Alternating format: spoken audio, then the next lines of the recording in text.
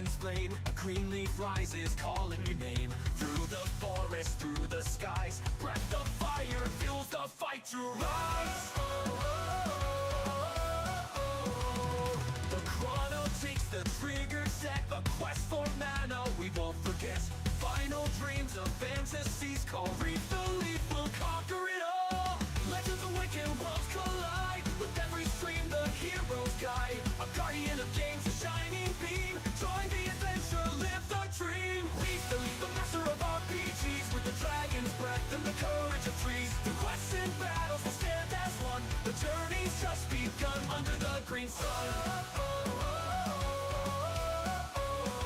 From Dragon Quest to far-off lands, we wield the power, it's in our hands. Through pixel paths and timeless tales, the leaf prevails, the wind in sails. A warrior's heart, a gamer's mind, in every battle legends will find. This is the story of worlds that blend, where every leaf's a start, not an end. Legends awaken, worlds collide, with every stream the hero's guide. A guardian of games, a shining beam, join the adventure, live the dream. Rief, the leaf, the master of RPGs, with the dragon's breath and the courage of trees. Through quests and battles will stand as one, the journey's just begun under the green sun.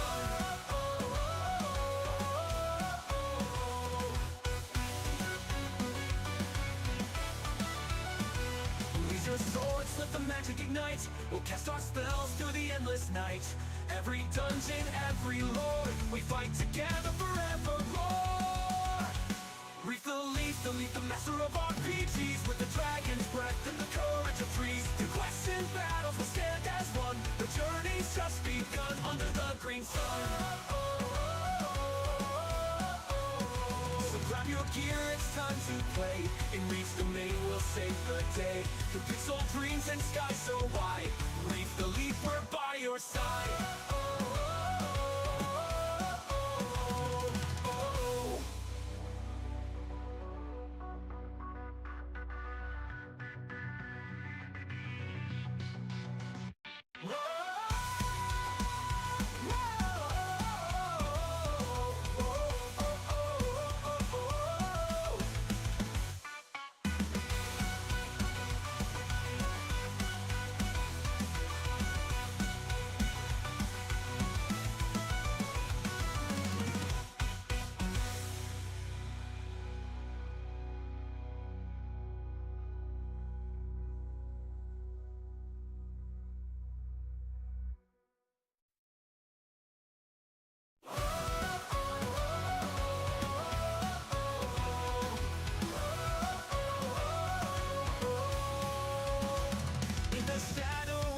Dragon's blade, a green leaf rises, calling your name. Through the forest, through the skies, breath of fire fuels the fight to rise. The chrono takes the trigger set, the quest for mana we won't forget. Final dreams of fantasies call Rief, the leaf will conquer it all. Legends awaken, worlds collide, with every stream the hero's guide. A guardian of games, a shining beam, join the adventure, live the dream. Rief, the leaf, the master of RPGs, with the dragon's breath and the courage of trees. Through quests and battles will stand as one, the journey's just begun under the green sun. From Dragon Quest to far-off lands, we wield the power, it's in our hands. Through pixel paths and timeless tales, the leaf prevails, the wind in sails. A warrior's heart, a gamer's mind, in every battle legends will find. This is the story of worlds that blend, where every leaf's a start, not an end. Legends awaken, worlds collide, with every stream the hero's guide. A guardian of games, a shining beam, join the adventure, live the dream. Rief, the leaf, the master of RPGs, with the dragon's breath and the courage of trees. Through quests and battles will stand as one, the journey's just begun under the green sun.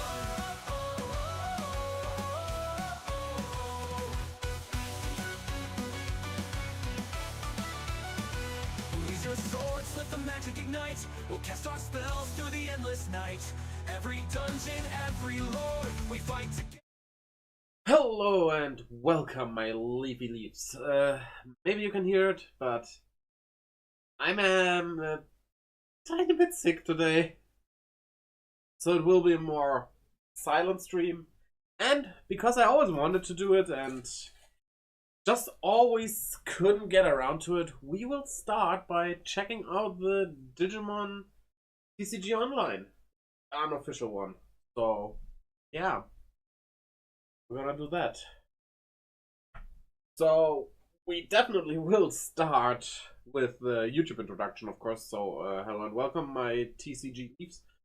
We're gonna start by watching the creator of this app's, the Digimon card game online app, the tutorial on how to install it, because apparently that's complicated or something. No, we'll see. Let's have a look.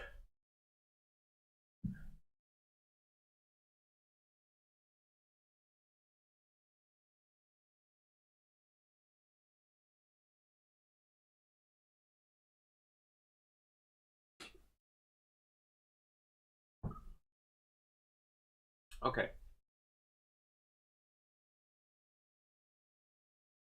Okay.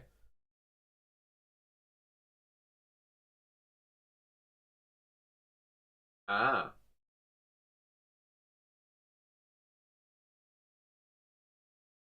Yeah, makes sense. Are you intending to not... Oh, sorry. Yeah, basically he just said what's going on. He didn't start. The only explanation he gave was download it, but you have to download the image separately because copyright stuff, you know? Both these links. And this guide also does include instructions for Linux as well as Mac and Steam Deck users. So go ahead, we're going to open everything up. You're going to fire up that image extractor. And for the image extractor, you're going to want to set a location. I've chosen to create a new folder and place everything in there. And you're going to hit Get Images. And so slowly, it's going to go ahead and start working on obtaining all those various different images, including alt arts as well. And you just let that run basically all the way up until its current set, right? So this goes all the way up. Okay. As a reminder, you disabled the alerts and stuff last time. Yeah, I did. Those are enabled again now. Okay. So, as this might take a while, so let's...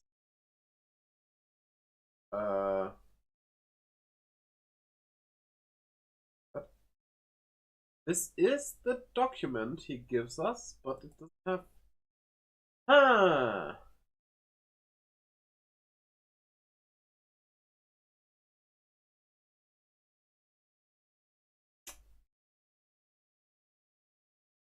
Oh, let's download this.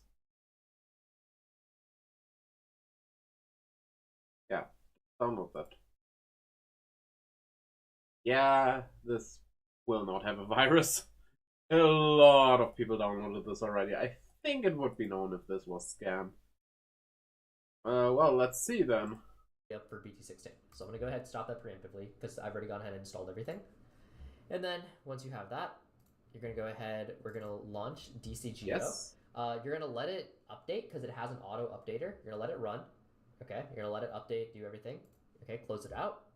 We're going to go ahead, we're going to go into textures for the DCGO. We'll go into card, and you are going to go ahead and you are going to paste all of the different cards, images that we've just scraped into this folder, into the card folder. And once you did that, refire DCGO launcher, let it do its thing. It should be updated by this point. And there you have it. Super simple, super quick. Okay. It's showing off. We have a patch notes area where you can see all the different updates we're doing every single patch. Card images to tell you like what we don't have in the client. Yeah, I thought this would be like window size. A weird way to do it. Gameplay, so a lot of different like personal gameplay choices. So we have sound settings. I thought I showed that as well, but apparently it's really not that hard. Well, let's see then. Also, this tutorial apparently isn't up to date anymore, but it's the newest one. So great.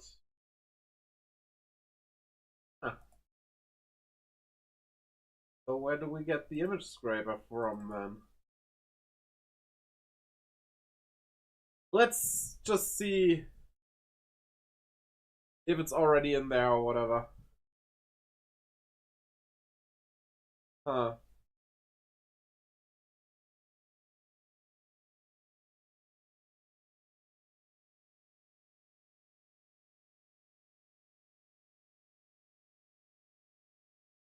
Yeah, this is a fan made.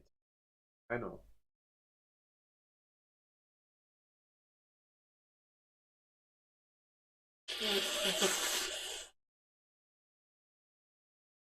There seems to be no music. Let's see. Ah, there we have music. Seems fine.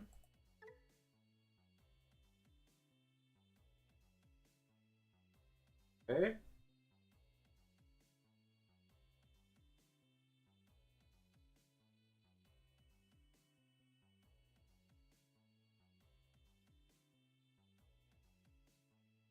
Uh-huh. Okay.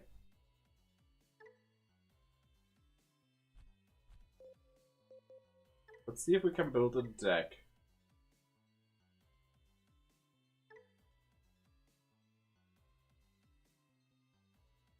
Seems to have all the card images, so...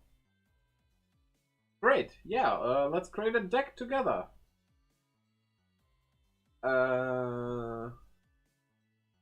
Color. Ah, yes. Now get me green. Ah. Okay. Okay, cool. How's this sorted? Can I... That deck item. Can I sort them somehow? That would be great. Huh.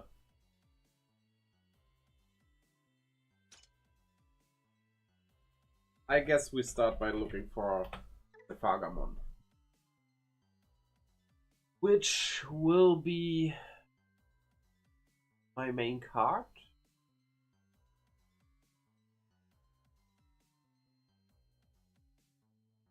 One, two, three. 1, 2, 3. Okay.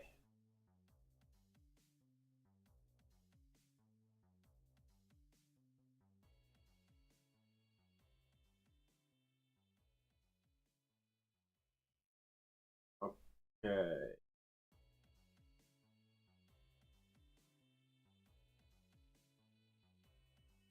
What? Let's start with the level 2 cards. Does it tell me somewhere how many cards I have in? No. Okay. Probably Fluffymon would be good to have.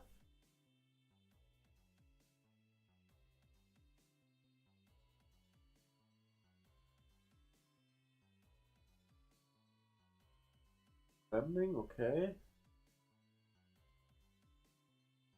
Oh, that memory gain is strong.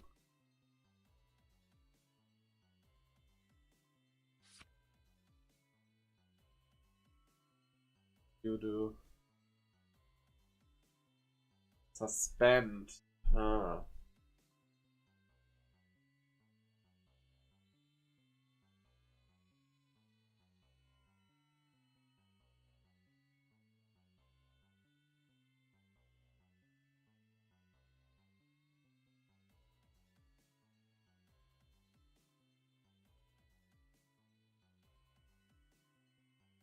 Could be an interesting combo.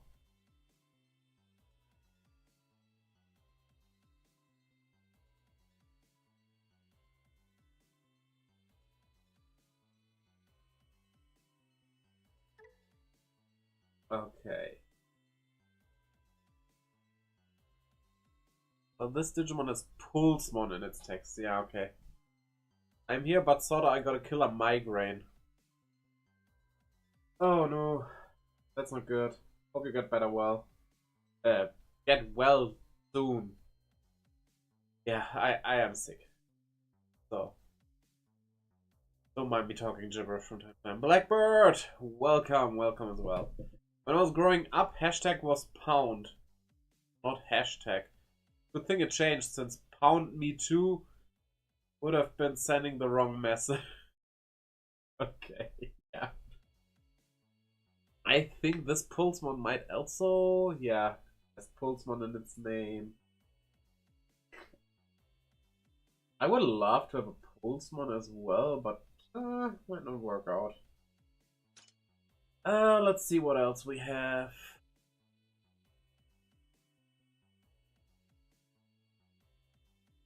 Oh yeah, now that I think about it, maybe I actually should put this. If you want to check it out yourself, there's the link to download everything.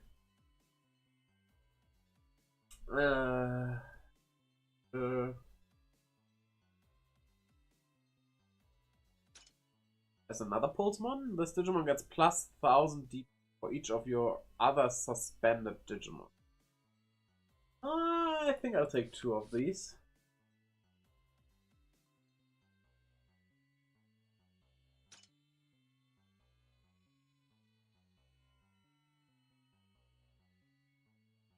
What do sprinters eat before a race? Nothing, they fast.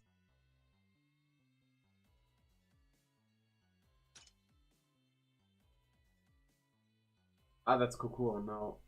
Terramon, here we go. So I want 1, 2, 3, 4 of these, I think. I mean, 4 of each card is the limit anyway. Ah! Oh, wait. Give me the alt art. 2 of them to mix it up a bit. Sorry, this will happen often. I promise you.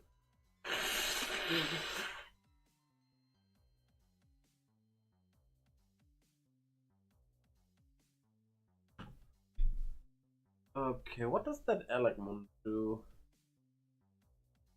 D-digit on deletion. I don't think that works. When one of your Digimon with drama... Yeah, okay, no. Too bad, because this card is pretty nice. Pomomon, I do like Pomomon. Pomomon doesn't have any effect, though. That's not good. That is cute.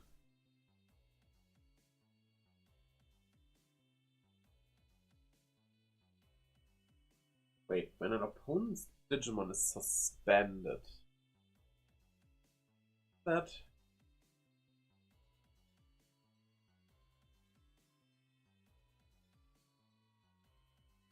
This does? Huh. The wheat farmer has a headache and all his crops disappear. Ah, my god. I'm gonna throw milk. Do the milk throw. Ah, yeah, the other Terramon card. 1, 2, 3, 4. You should have about like 12 level 3 Terramon. Okay.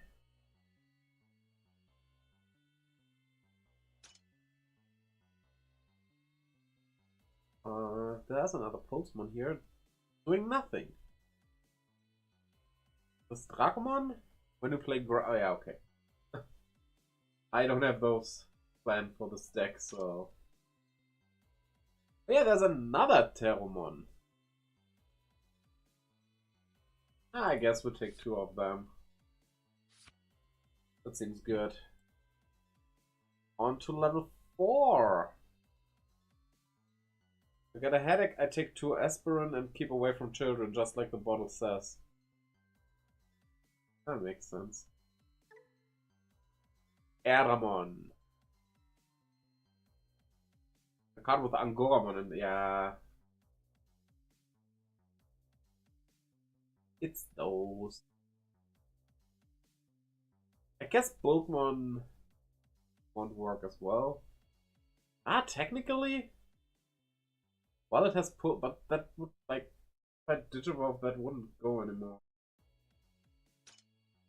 So I guess no. No to that. Runamon probably the same. Yeah, that's like Pulsemon archetype stuff. Makes sense, he says, when he doesn't even get headaches. Yeah, I never got a headache. I don't plan on ever getting one. Just be the same, no? No, I don't want a Leomon card in my deck, because they always get defeated. Actually, they should release a not really playable Leomon card that just says, if you play this card, it gets deleted the next turn. It might even have some uses. With on-deletion stuff.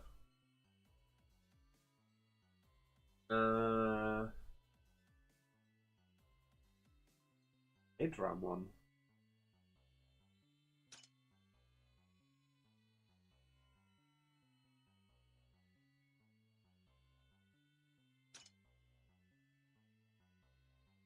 Give me more Galemon and stuff.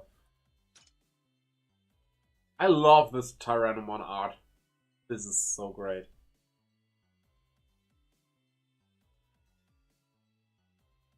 There we have a Galemon. Digimon deletes your opponent in battle, gain 1 memory. Yeah. I'll take 4 of these.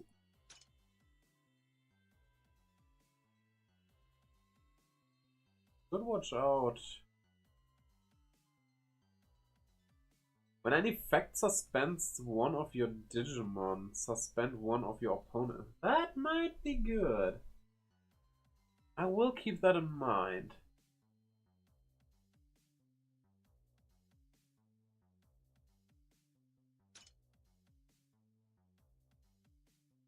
This other Gilmon though.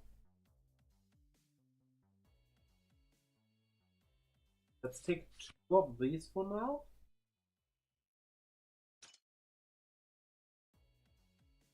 And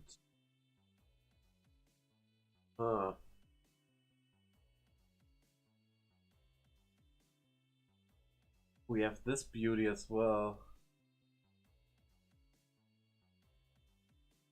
Let's do 1 of them.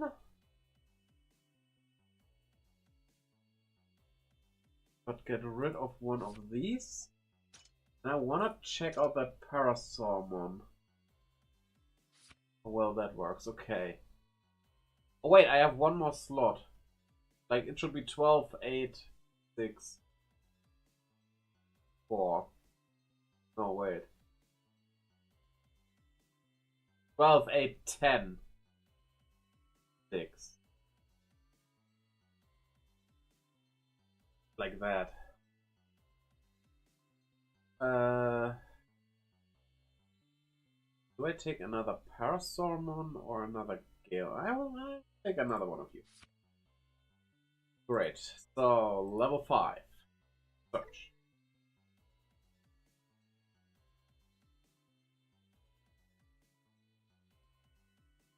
Aboutman probably has Pulsemon in the text.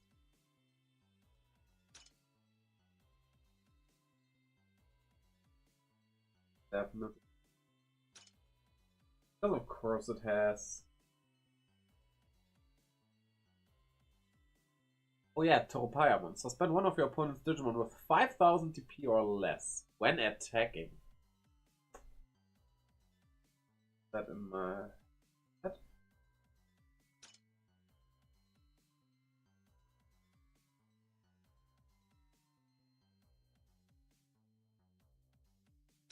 What else do we have? Of course, Grand Galemon.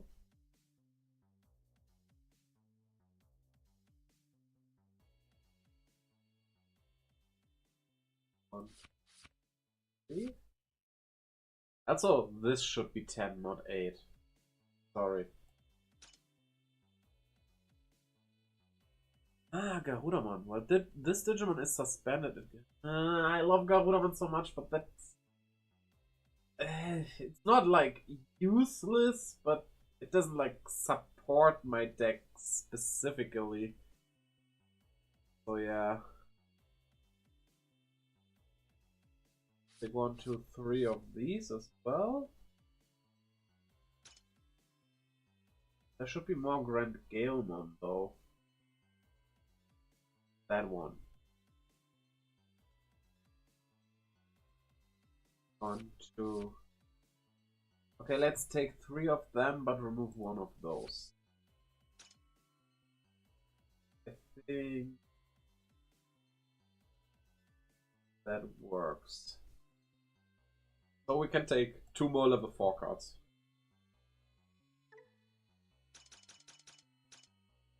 Of which I think the best would probably be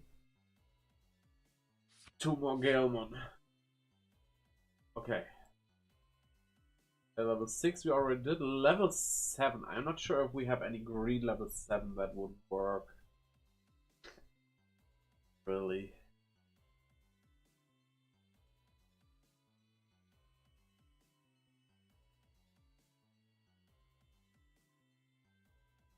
What about Lalokmon?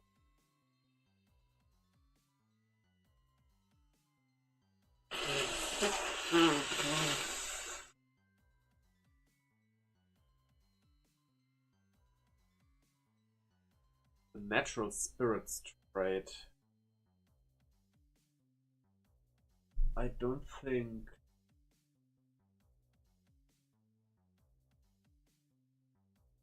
Yeah, they don't have natural spirits. Yeah, okay.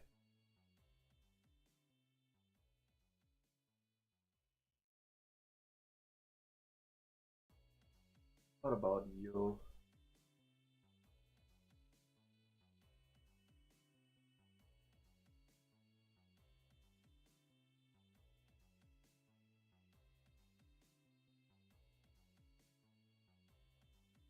Let's save it for now.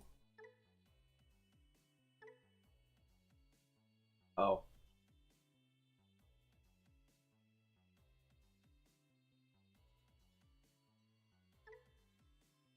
How many cards were in the deck again?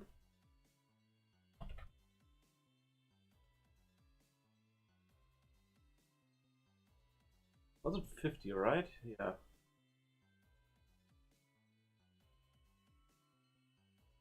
Oh yeah, but the Digimon egg deck, what was that? Oh, the egg is like a side deck. So that counts extra.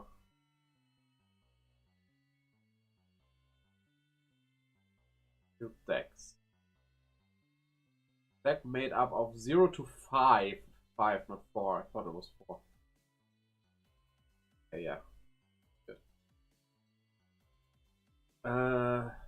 Triadramon. Uh, uh.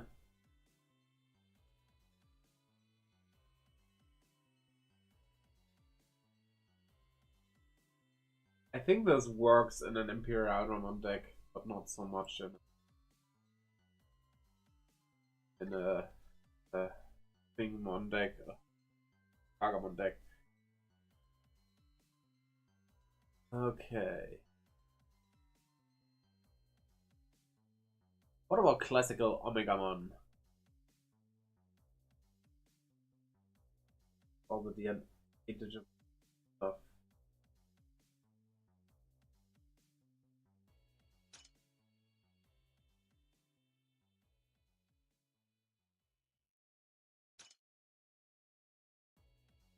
I mean, Chaosmon would be nice to have. Piercing, okay.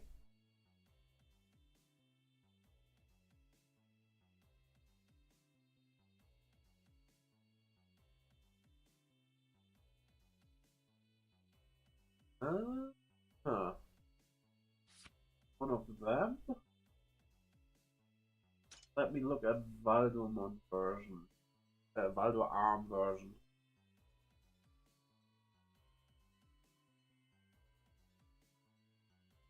Ooh. Okay, I will take these two. Now though we can have another level 2. Which probably... Yeah, let's do another one of these. Or another fluffy.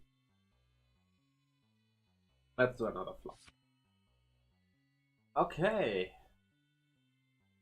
Card type. Let's start with Tamer cards.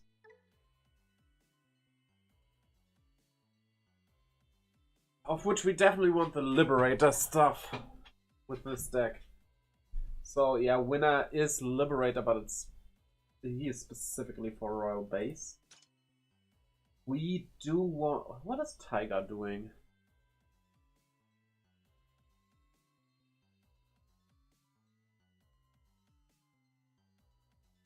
Reducing the Digivolution cost for 5 or higher.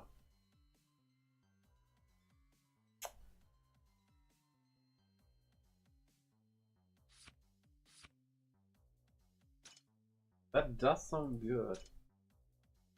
Oh yeah, cool thing. I drew this specific card today. This is the out of this.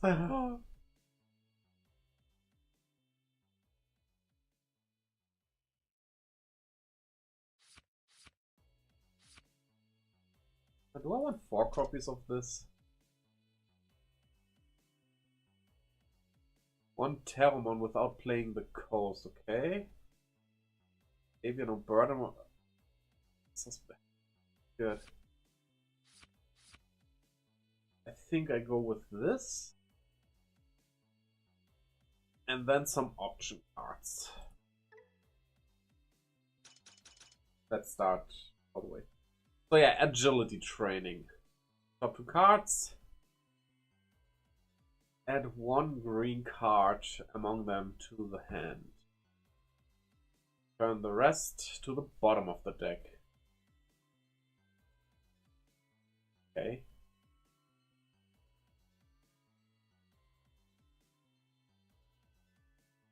Oh, that's good. That's really good. 3 memory boosts? Is that any good? Gain 2 memory.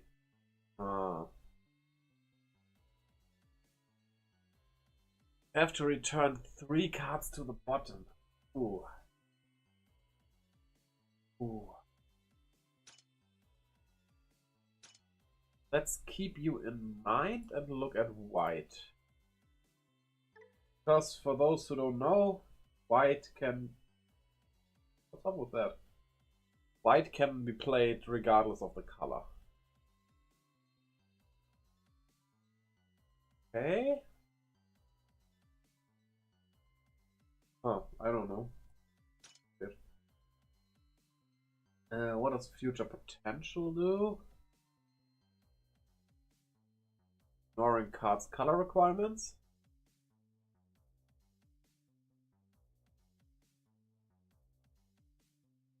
Ooh, that's not too bad either. There's this though as well.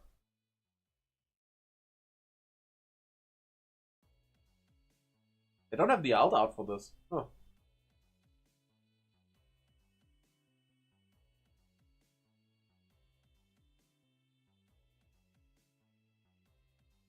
Okay.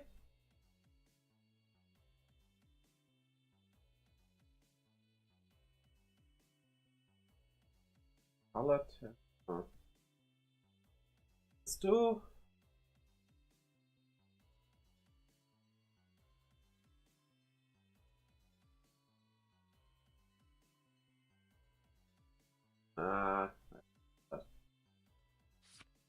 Let's take 2 of these. And I feel 2 of these. Let's name the deck.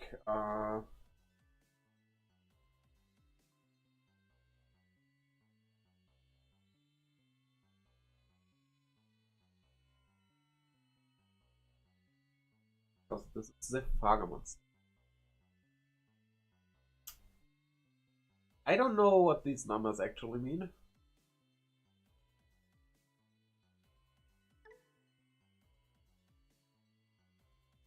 Will this work? Set deck icon? Ah.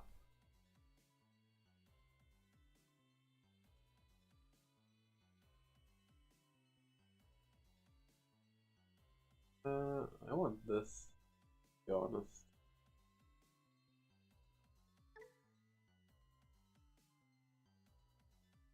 Test draw?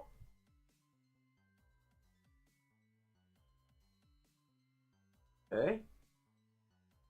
This is a bad draw. Better.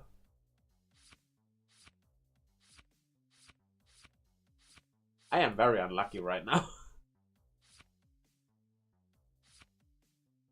Yeah, this seems good. I think this is good. So, yeah, finally, let's battle.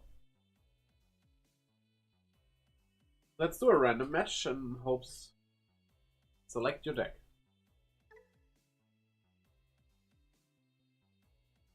We have too many cards. Damn it. In that case, we have to remove. Honestly, let's remove the Chaos Mons. Because I have a feeling they don't work too well. And okay, let's see if we find someone.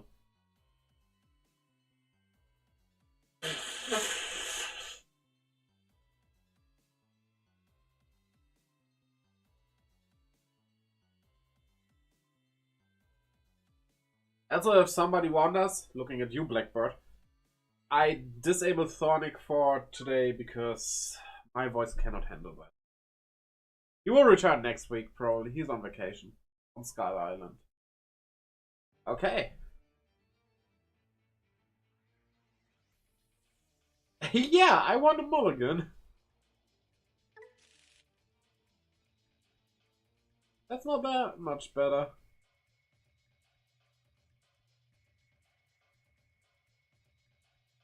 So...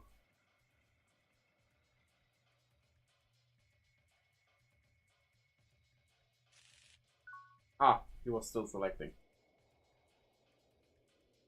Okay, breeding phase.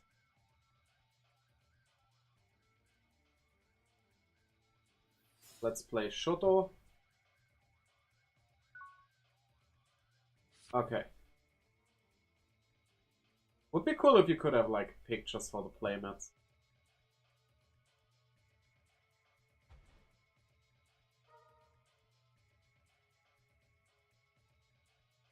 Gate of Deadly Sins, ah. Guess you're playing a Demon Lord deck then.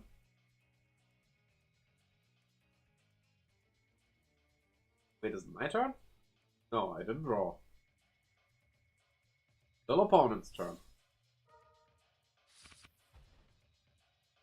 Okay, missed memory boost. Good.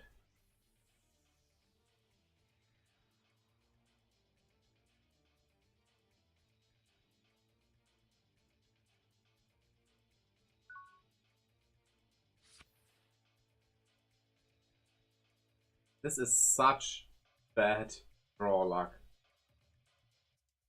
I'm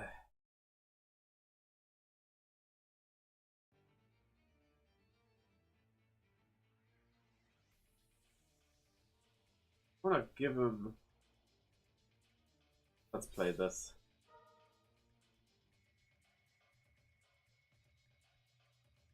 Yeah, come.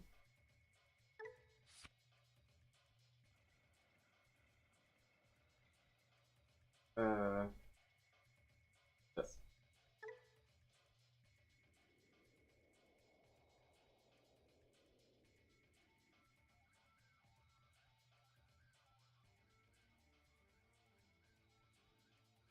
Huh?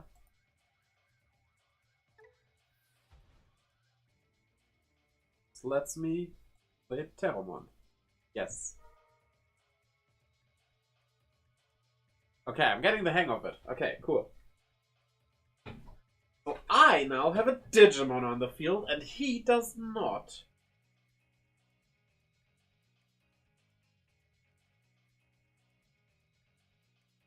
Oh, I still have my turn. Still have a turn here. Yeah, let's play this.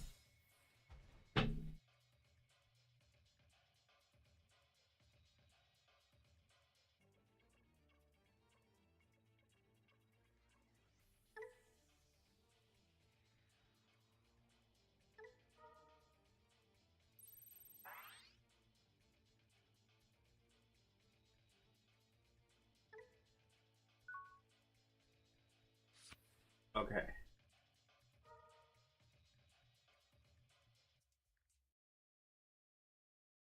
I mean, for a fan-made game, this looks well enough.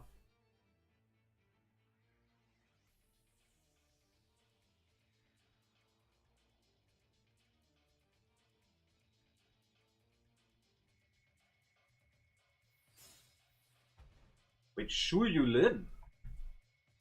Okay. Huh, interesting.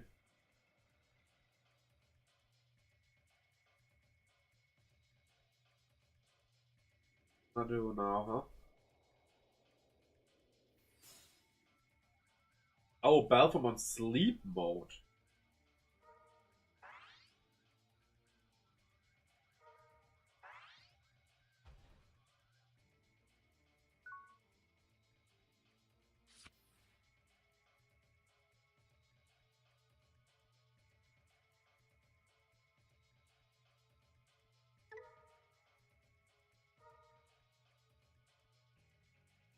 I got some memory here. Isn't that nice? Uh,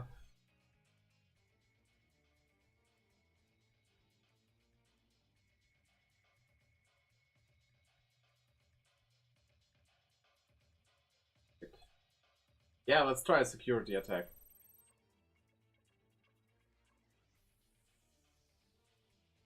A block or not?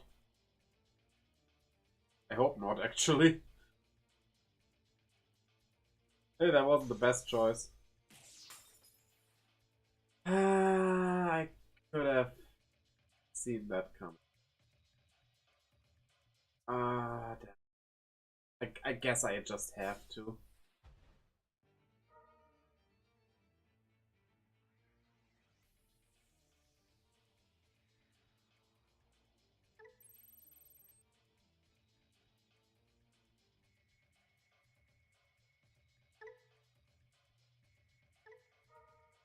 Okay.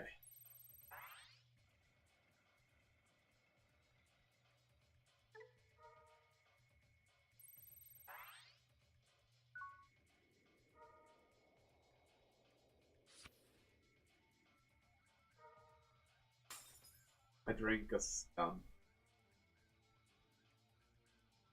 Damn it.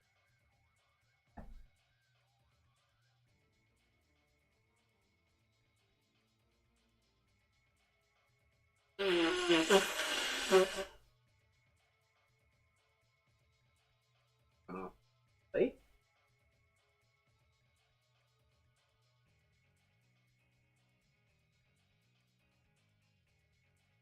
He seems to have bad draw luck as well. What is this?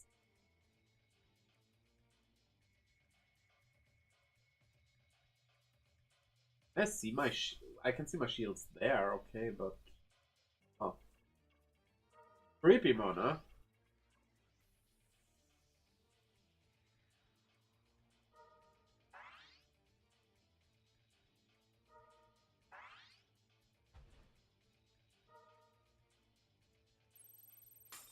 No!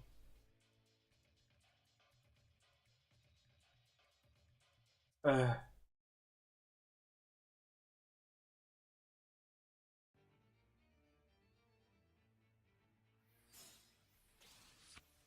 that's a Grumblemon. That seems like a weird deck, but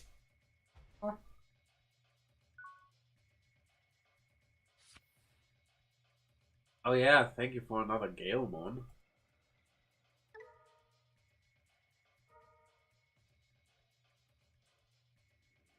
Uh,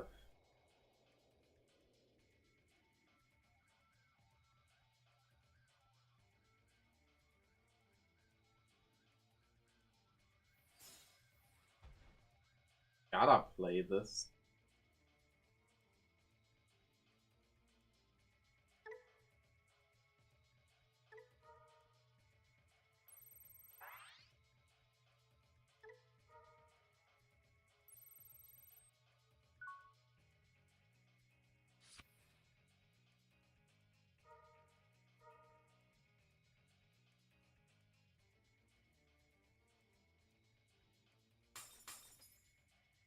Did you just delete these two?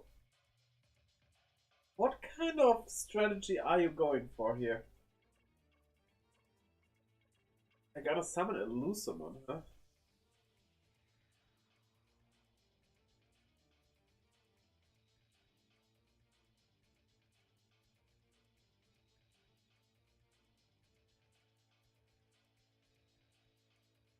Loose.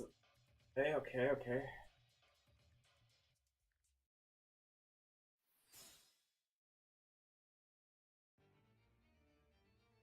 Or not?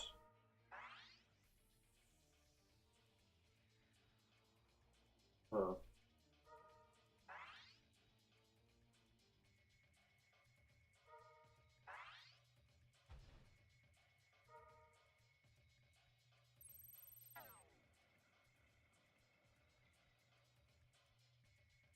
Wait, there was something about deleting. I wish you could see like the card text by hovering over them. Would be neat.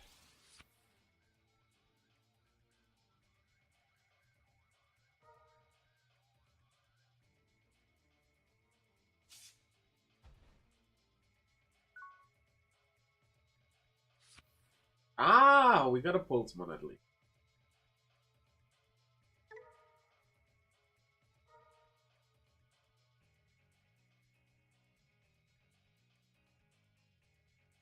Gonna play this.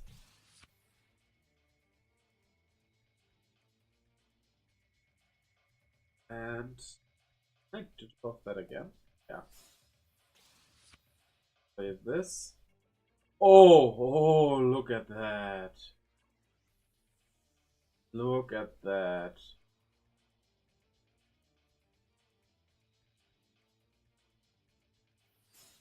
Digivolve here.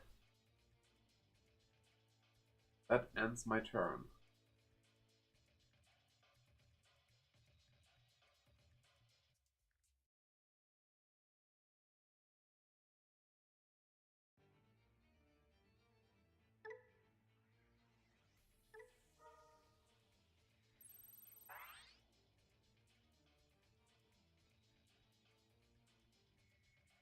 I have to delete this now.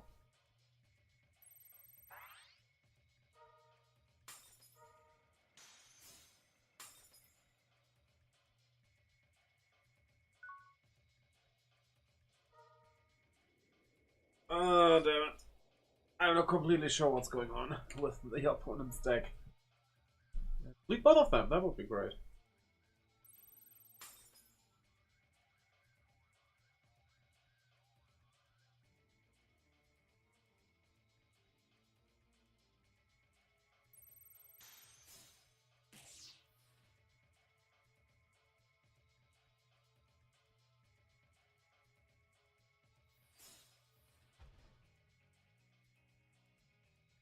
Somebody likes Seekers. Huh. I did read all chapters of Seekers out on my YouTube, so check that out, I guess. I mean, feel free to have another Digimon, because I get more memory that way.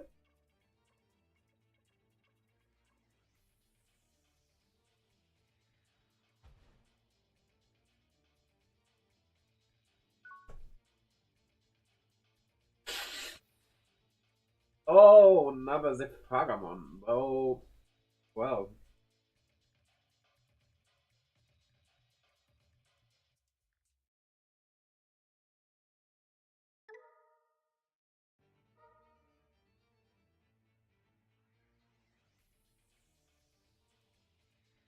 Hi. Ah, wait, no, I put. Yeah. Yeah, all good, all good. So, this is level 4, these are. But, we'll play Shoto, because then we can also play a Terramon. Good.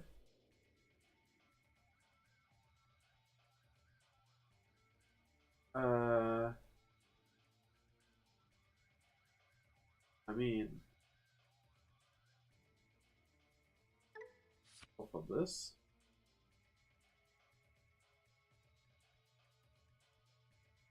For this.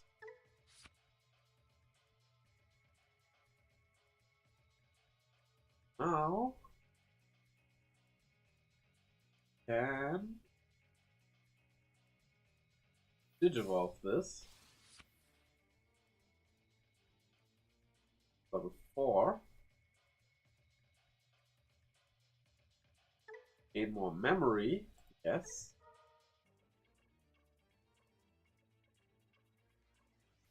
Gain another memory. Okay, now we're getting somewhere. Yes.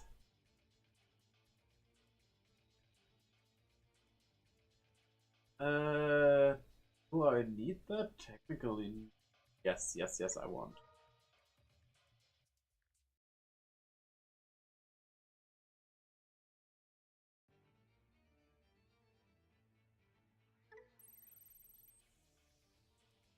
Okay. Now the cool thing is, we can Digivolve to this. And now either attack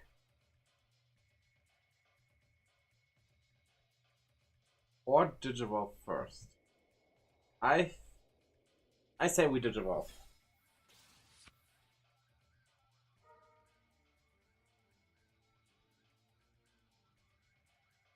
This.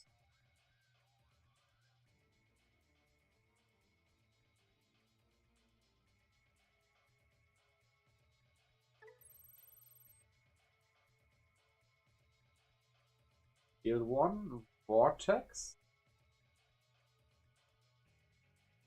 which we will do. Yes.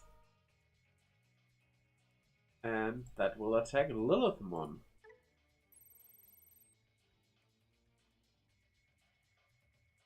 Spend 1 Digimon. I will not use that.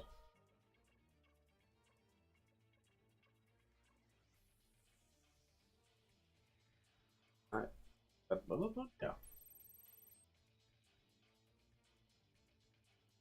Get Pierce.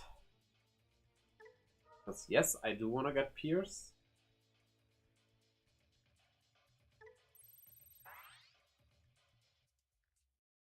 Yes. Get Blocker as well. Deleted that. And that's Pierce.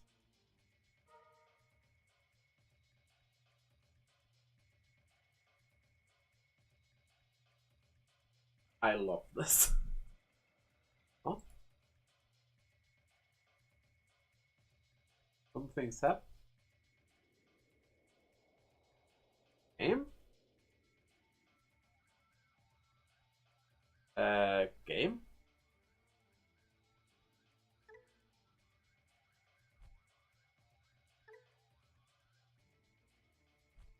Technically you should attack now.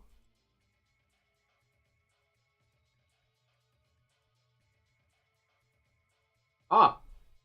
Wait, no, that's the security card. I can still click on...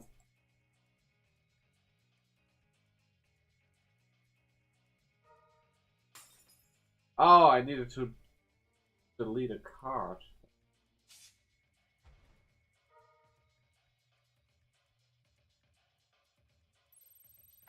Oh, wait, was this the enemy's turn right now? No. Now it's the opponent's turn. Oh, this is the hand, not the yeah, okay. Okay. It is starting to go well for me now. Now what are you gonna do? Huh? What are you gonna do? Huh? Huh? Come on. Try me. Give the power of the Vortex Warriors.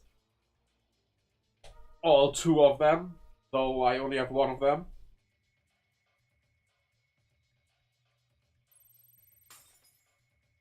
Okay, you deleted that one. Fine.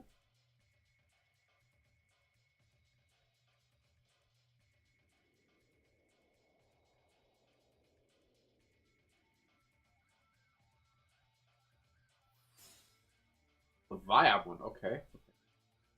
Wait, do you even have like low-level Digimon in your deck at all? I mean, there was that level 4 Grumblemon, sure, but other than that, can you do this with a Demon Lord deck? Oh, interesting.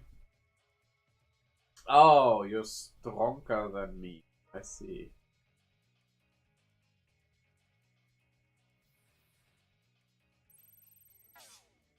No, don't take them away.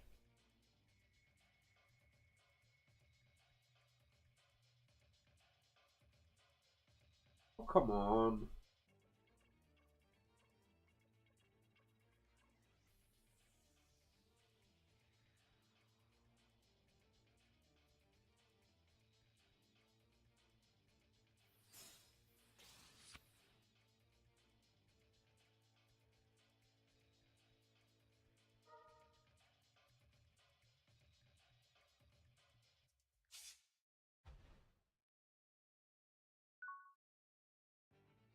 My turn.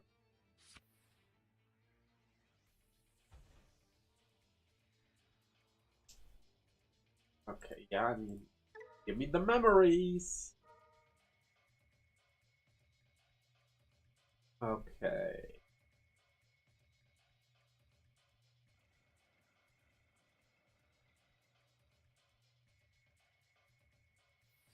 Well, I have a level 4. Evolve. Oh,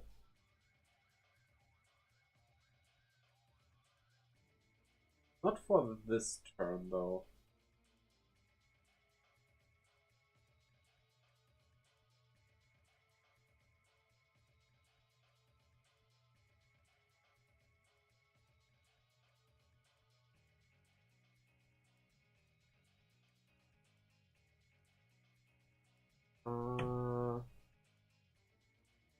Do you have blocker?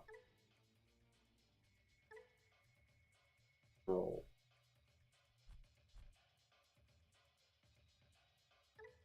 You have blocker. No. Okay. Let's attack the security. That's why I thought it's a security attack.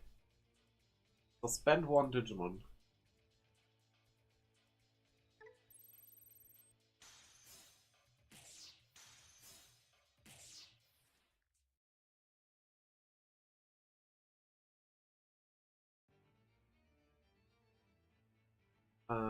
Huh?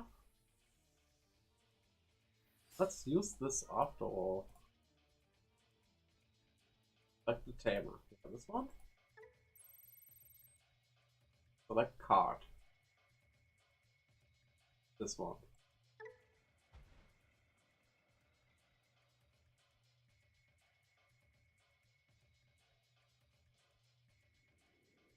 Yeah. Let's end turn. Oh wait, the turn already ended. Yeah.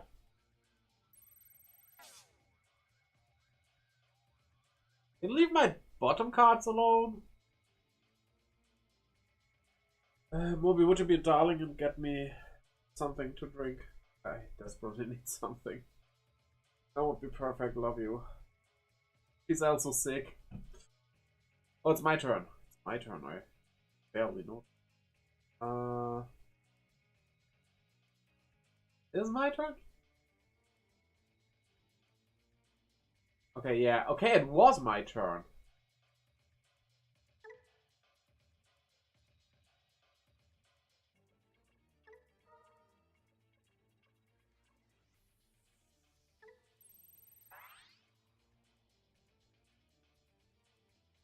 And now we use Vortex.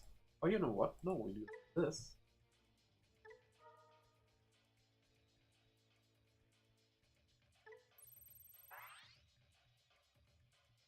But yet, Vortex will be used.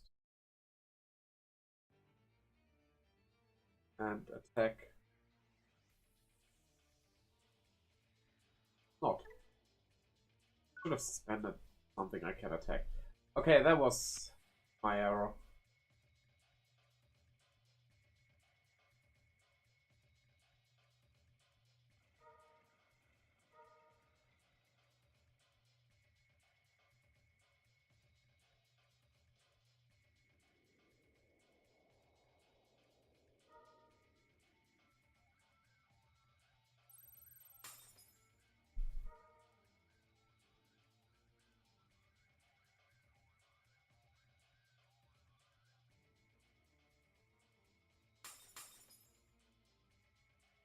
Okay.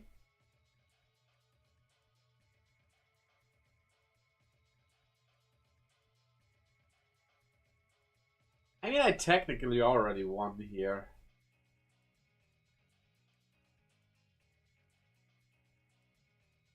I think. I mean, no, but I'm not so sure what you would be able to do after this.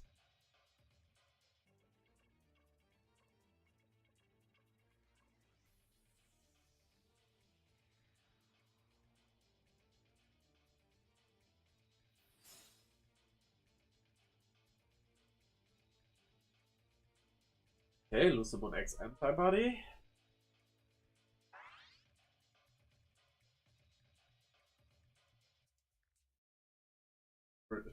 Bonk Digimon? Sure.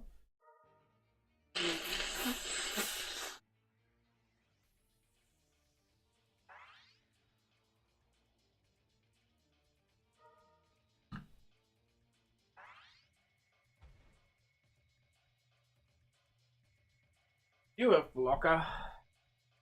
Something. Okay, okay.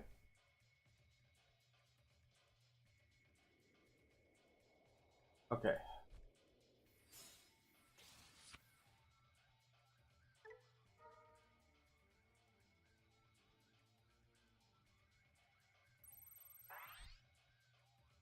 Ah, now you give that thing blocker, I see.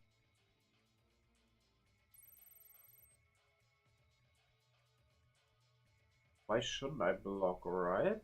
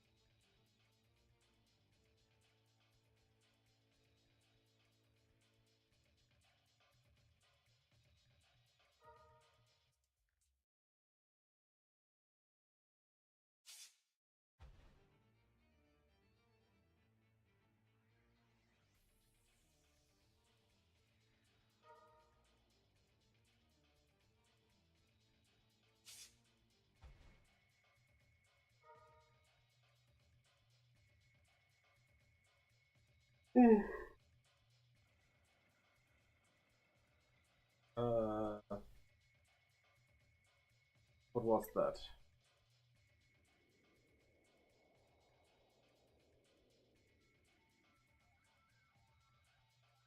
Yeah, I will discard. I will take that chance.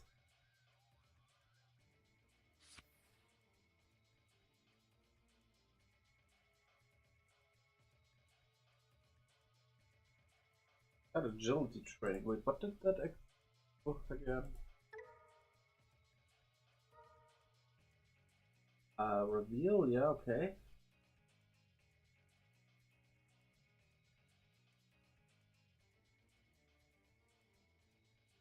Ah, yes.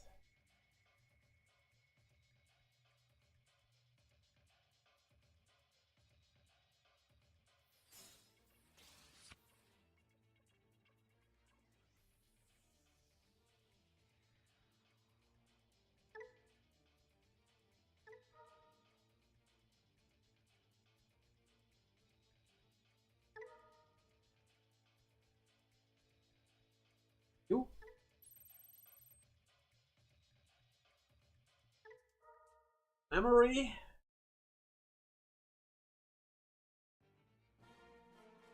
I win!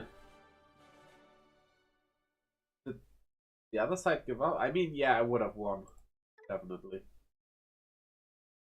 Okay, that was fun. We will definitely look at this some more in the future, but now, I think for now, this is good. So, this is well made. Maybe I can get Nu to play it as well. We will see. Okay. Cam mode? How can I exit?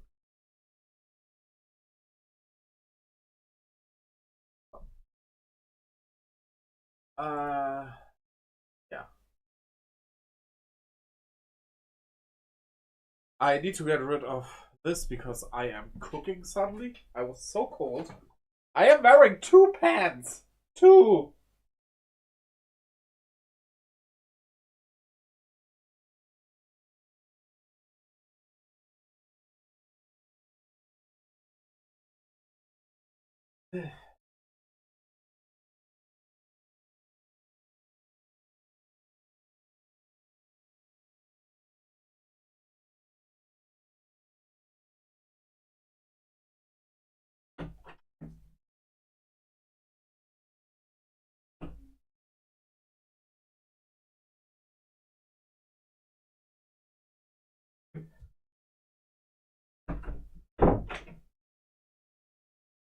Okay. Here I am again. We have a few games we could play now. Checking something out. So, what I thought was, the Epic Game Store has some games for free from time to time, so I thought, why not check out one of those, right? So, we will not play Milky City. Not while I'm sick. I need to concentrate fully on that game. So, there's this game called Terra Tech. I think we're gonna check that out.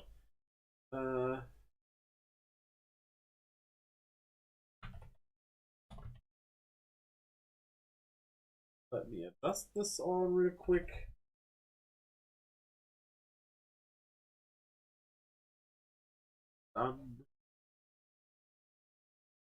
Side as well.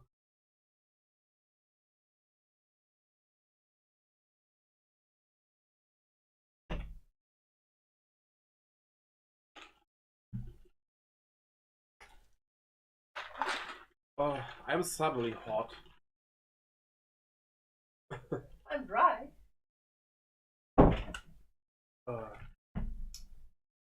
It will definitely be not a long stream today. I think we'll check this game out and then I just need to follow it. It's what it is. I do plan to stream tomorrow. Little King Story. The good thing is Little King Story is chill enough, especially as we are doing all the collecting stuff, that's no problem. And Sunday, D vitamins needed. Yeah, tell that to the sun that didn't show up for the last few weeks. Also tell that to our electrician that showed up while being sick. Yeah, he was sick and still worked in the house, so that's where we got it from.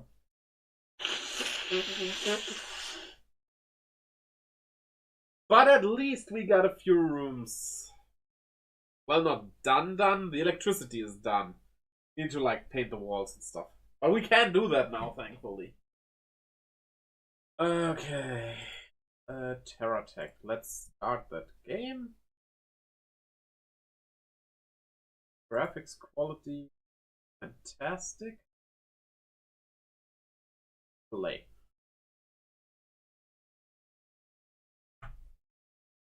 Oh, great, you see my stats. Game? Where are you? Okay. Hello and welcome, my Terra Leaves. Yeah, allow that. We are playing Terra Tech, as you can see. I have no idea what this game actually is about. You are now online. Wait.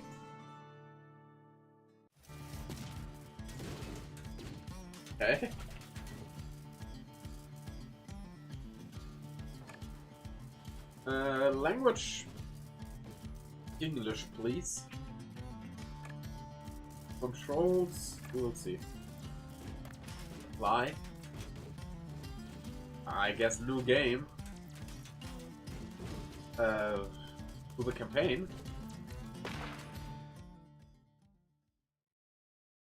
Kevin T72, hello there. How are you doing? Hope you're good. We're currently playing TerraTech. And welcome to the stream, of course. I am a bit out of energy today, but usually I have more. Okay, weird little dude. I'm okay, lol.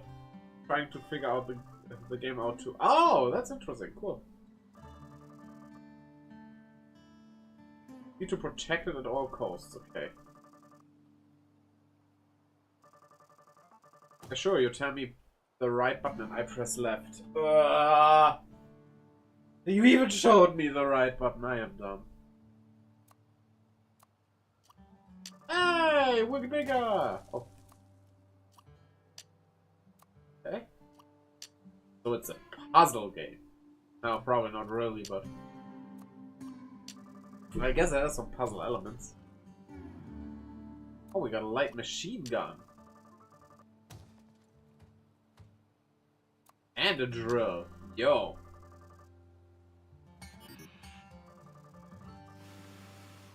Ooh, tank controls. I'm not a fan of that.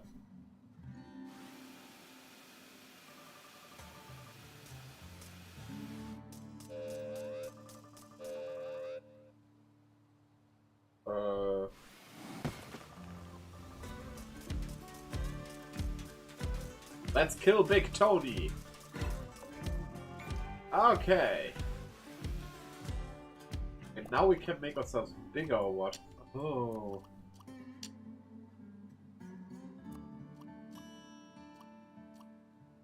Ah, I see.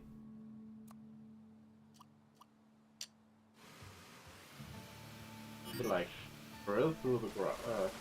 Oh, yeah, we can. Okay, that's cool. Don't really need another skill.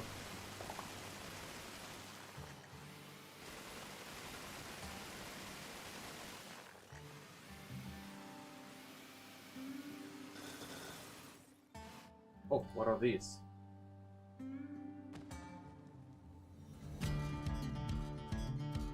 What do I do with you?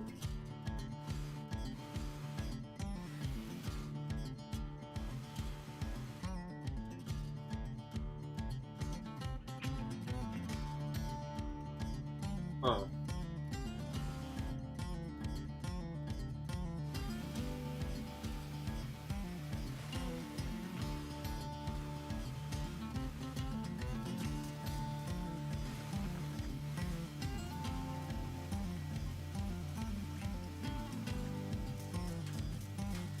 The controls aren't the best, honestly.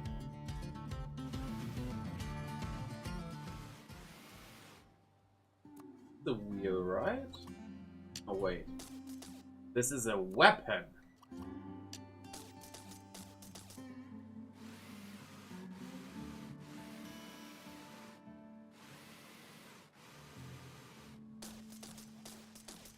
I can kill trees. Because, I don't know.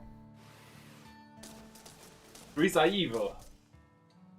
Okay, I got stuff here, but what to do with stuff?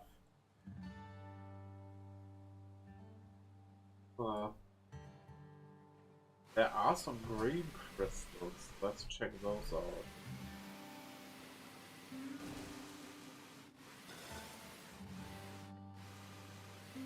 Same as the yellow ones, just green.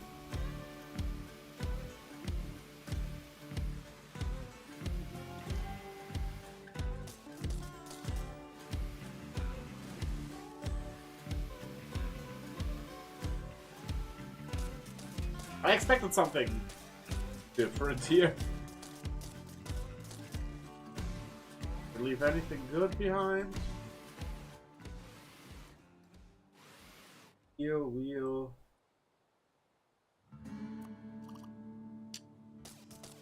Ooh.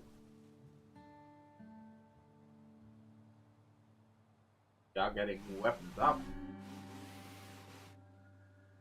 Clean my sick nose.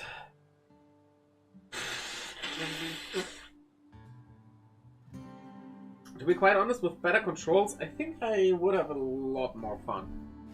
But the camera not following me is... Are there any options? Okay. Controls... No, not... Looks like this. Like...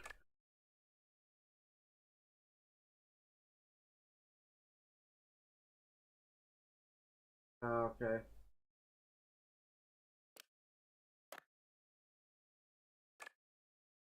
Save.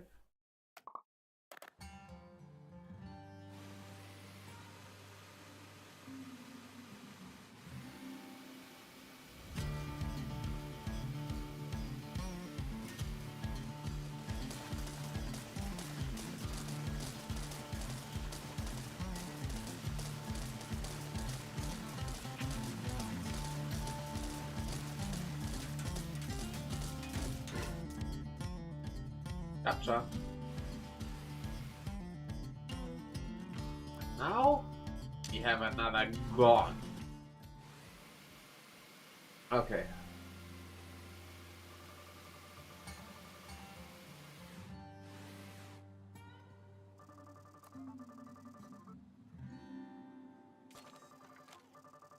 Okay, you're generating power.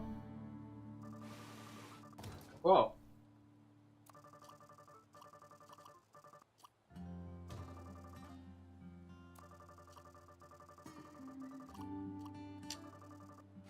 See.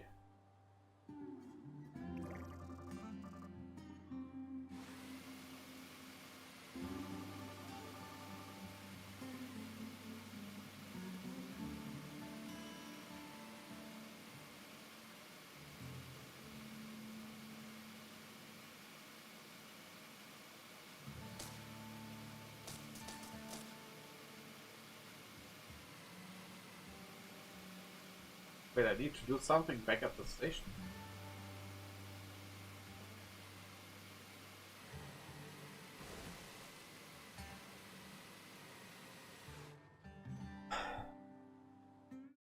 You know, honesty where honesty is due. I'm kinda bored. The controls are so bad. Yeah, this was kind of a short session. No, I'm just not into it. I can see why this could be fun, but no, not like that, no. Well, in that case, nothing 1 liter coffee of one fix. I neither drink coffee nor alcohol, so, yeah.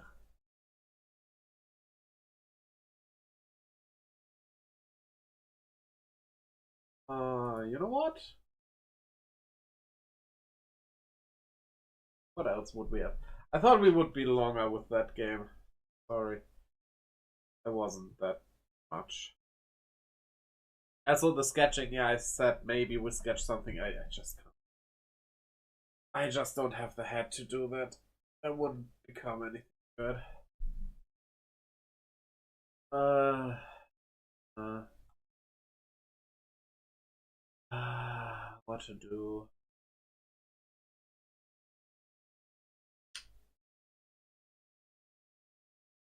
Yeah, it's too bad that game wasn't fun, really. I don't know. Just didn't.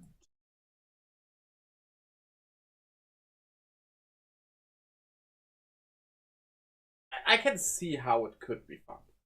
But I hate those controls. They are so annoying with the camera.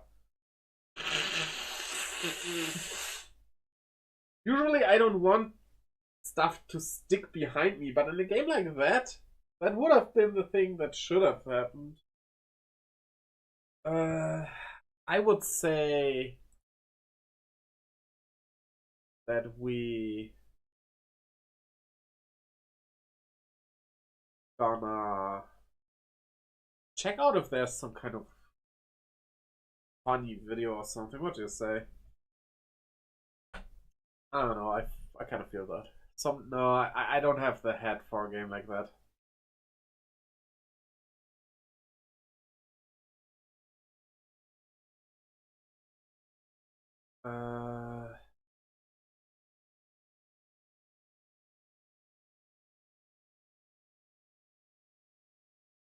That is actually a good idea. It's a bit of a longer video. It's been a while since I watched Giggle's videos. But Best of Anime 2024. Stop. Let's do that. So, yeah.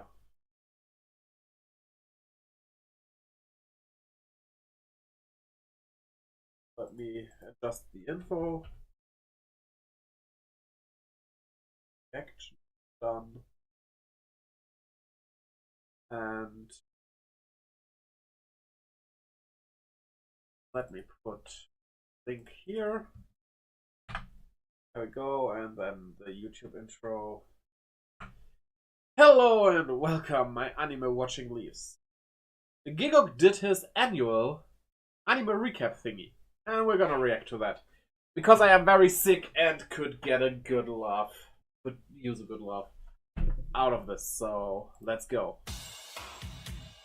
2024 has The volume come work? and seemingly Yeah, I think it gone works. as soon as it began. It was certainly a busy year for global events, and I wouldn't blame you for just wanting to shut off the world and put on some anime. And thankfully, this year, anime came to play. Yo! Dun dun dun! I shouldn't scream that much. My voice. Anime just keeps continuing to soar and Dun dun dun! Best anime of last year. There. Facts. popularity for the better and for the worse. I still am getting used to how much of a global phenomenon it's become. School friends who never had any interest in animation will hit me up telling me they saw Dandadan. People who had never heard of a Crunchyroll will casually talk about discovering this random Japanese show on Netflix. My parents watched anime this year. The idea of being Whoa. a pure anime fan feels like it's slowly Though, that said, I did watch Detective Conan and Dragon Ball with my mom. She also watched a bit of Ranma. My mother did like anime. getting phased out as anime just becomes another part of pop culture. But for those of us who still wear that mantle, what else was happening this year? For about 2 weeks, our community became obsessed with Deers, with the release of a song you'd last about 10 seconds in before realizing, Ladies and gentlemen, I think my brain just committed suicide. after years of waiting, Who's it that looked guy? like we were finally getting the first great Junji Ito adaptation. Uzumaki came out and smashed the curse by giving us an anime that did justice to his horrifying art. It was disturbing. It was unnerving. This is it. The Wait, I thought it was bad. What I have heard about the Junji anime, the Naruto anime, was that it was awfully adapted. run that's going to change everything. We're gonna do it, and there comes episode 2. Yeah, Freeman okay. became a cultural phenomenon, popularizing the phrase, "That's what Himmel the hero would have done," inspiring people so much that someone quoted him after I cannot watch or read Frieren.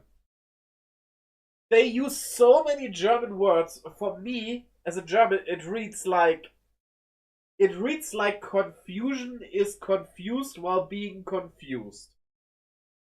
Like, Frieren means being cold, Himmel means heaven, and whatever the other names were. Like, I just cannot. It's just too weird. Like, I don't usually have a problem with a German word here and there. Shoutouts to Baumkuchen on Neon Genesis Evangelion. But there's way too much of it there. It's way too distracting for me.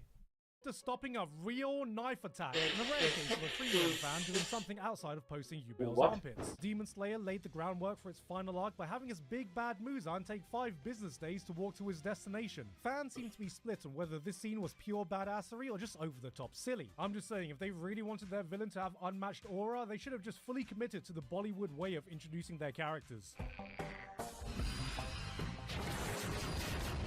I have not seen that yet, but that walk seems kinda epic, to be honest. It felt like a truck full of massive manga came I have read some of those. to the end of their serialization, which included 2 mega hits in My Hero Academia and Jujutsu Kaisen. I didn't read them, but I can say from experience that historically speaking, when a long-running massive Shonen Jump manga ends, it's almost always no. met with unanimous I am glad that Jujutsu ends. I honestly stopped reading the manga, actually. I got so bored with Jujutsu Kaisen, like, the main characters, I don't know, it felt like 10 volumes ago he appeared last, and it's just, I don't know, nothing really happened. praise and support, and this was no different. I think my brain just committed suicide. Isekai became an official word in the Oxford English Dictionary, giving legitimacy to all the isekai trashmen out there. Following the news, the search was officially started to find exactly who Truck-kun's British cousin would be. Here he is now. And last, but certainly not least, we lost a legend this year in Akira. I tried to longer segment for this, but nothing I wrote felt like it did justice to this man's legacy, so I'm gonna keep it short. He may not have been the mangaka that influenced me the most, but he is the mangaka that influenced the most people around the world. He inspired a generation of people, and his work will continue to inspire for many generations. You cannot really and for that, say what much. can you say, but thank you. Yeah. Very, very good words.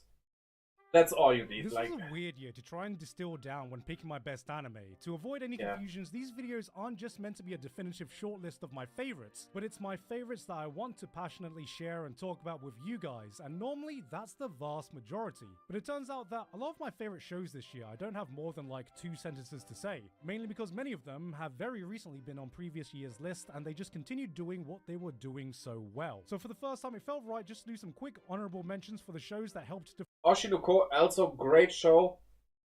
Second season, though, the arc in that is not a bad arc. I still need to catch up the episodes, but I read the manga. It's just a bit too long. It drags a bit, which makes it hard to get through to it, but it's absolutely worth it.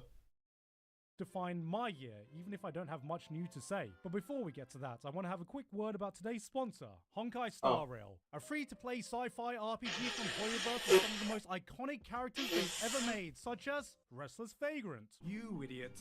We'll just steal off the miners. And right now is an exciting time for the game because a massive update is about to drop because somehow it's already been a year since... Really? A massive update? They always say that. Like, every time I get an ad for any game of this company, they always have a massive update. It's not that special. Penacony, and a whole new world is coming. Wait till I'm sponsored by them and I say the same thing. The Trailblazers with new quests, areas, and mechanics. And I am pumped because as someone who loved the Penacony arc, this looks like it's going to be living up to that insane quality. We've even been told that this time it's going to have a heartwarming story. A heartwarming story.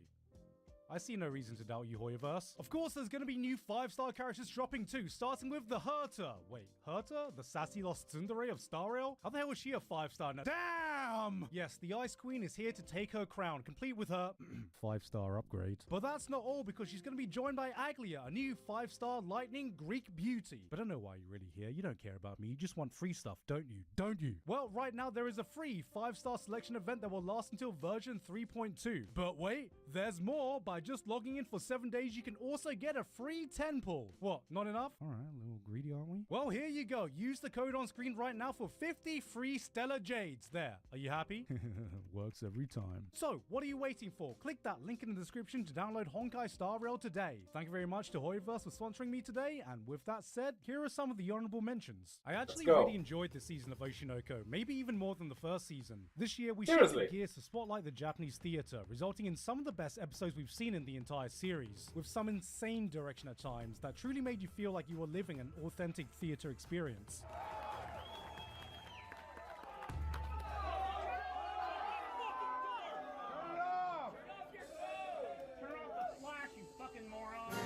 I'm kind of starting to think that this show is at its best when Aqua isn't the main focus and when it can highlight other people's emotional journey through the world of entertainment. There was some fantastic character writing here, and now that the manga has come to an end, I'm sure we all have a lot to look forward to in future seasons. I think my brain just committed. Mushoku Tensei diabolically dropped one of its best ever episodes on Father's Day, then preceded it in the most Mushoku Tensei style possible, leaving me with some mixed feelings. Not so much with the development, but more in the manner in which it was executed. For a series that historically has had no problem spending as much time as it needs exploring the complexities of human emotions, this one felt a bit out of sync. I still enjoyed it, but for the first time it left a bitter aftertaste in my mouth, and I'm not talking about whatever Roxy's been drinking. It was a delight to see the wacky chemistry between the Konosuba cast has not gotten boring at all. Demon Slayer was a 10 out of 10. For one episode. Before that, it was the weakest season so far, shown by the fact that IGN gave it a 3 out of 10 and didn't set the internet on fire. Even I think that's a little low, because surely this moment alone should bring it up a bit. Then there were the two juggernauts of last year, Apothecary Diaries and Freeren, continuing their amazing run from 2023 to 2024. I introduced my mum to Apothecary Diaries this year, thinking it'll occupy her for a good week. I gotta be honest, I am watching less and less anime. It's just, I don't know. A lot of times you don't even get a second season or like it stops and doesn't finish the story or anything. You gotta read the manga anyway. I enjoy manga more in the first place. I don't know. Anime kinda lost its quality. Not all of them. Like, Oshinoko is still great. There are still some good ones out there. Watch Precure. Always watch Precure. Yes, I'm a Precure fanboy. But, I don't know. Way too many manga get adaptations, and a lot of anime don't mimic the look of the manga and just turn into generic anime look, which I don't like that. And I thought I liked watching anime until I walked in one day later and she looks me in the eyes and goes, "It's done." That was too short. It was at this point I realized no matter how powerful I think I am, I can never hope to match the power level of Asian mums watching their soap operas. And while I preferred the first half of Freeren that aired last year, it still continued to be a stellar show, tournament arc and all. I know everyone's thirsting over this green-haired girl, but I gotta say, the old man won my heart. A mage of principle and respect, reminding us that you may be out of manner, but you ain't out of hands. Showing the young'uns how to truly pound people up. No diddy. Make no mistake, if this was a simple one-sentence list, both of these shows would have easily ended up in my top 5. And on the other end of the spectrum, there were other returning shows, like My Hero Academia. My Hero Academia was once the golden child of shonen, carrying on the torch to a new generation of anime fans to a post-Big 3 era. People loved it. People couldn't stop talking about it. Then one day, it felt like everyone woke up and just went, "Yo, this shit boring." My Hero became the punching bag of jokes, while other titles rose up and grabbed the spotlight. And as time went on, it felt like those jokes turned into complaints, and then eventually those complaints turned into indifference. And while it felt like many people had given up, I still enjoy reading the manga, but like, in hopes that one it's day about time it would it remind me ends. of why I love this Well, series in Japan the it first did place. end. And this year, I remembered what it felt like to go bust fucking ultra.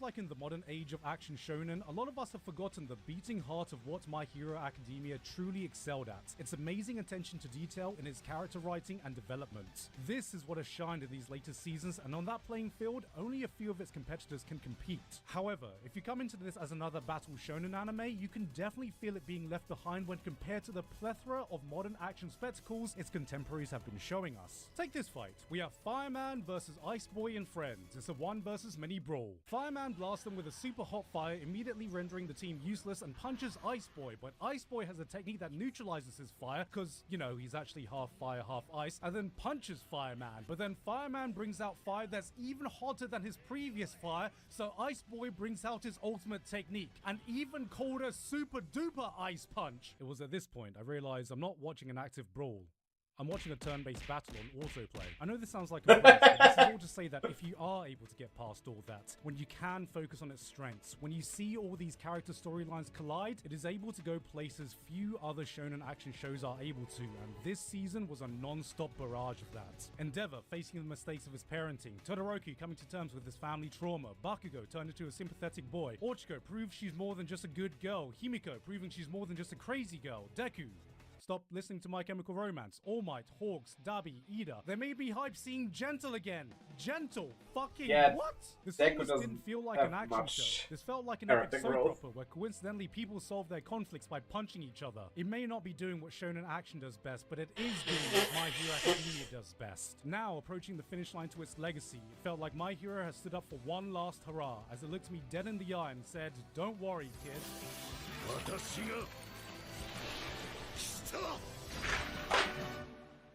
I'm coming in from behind.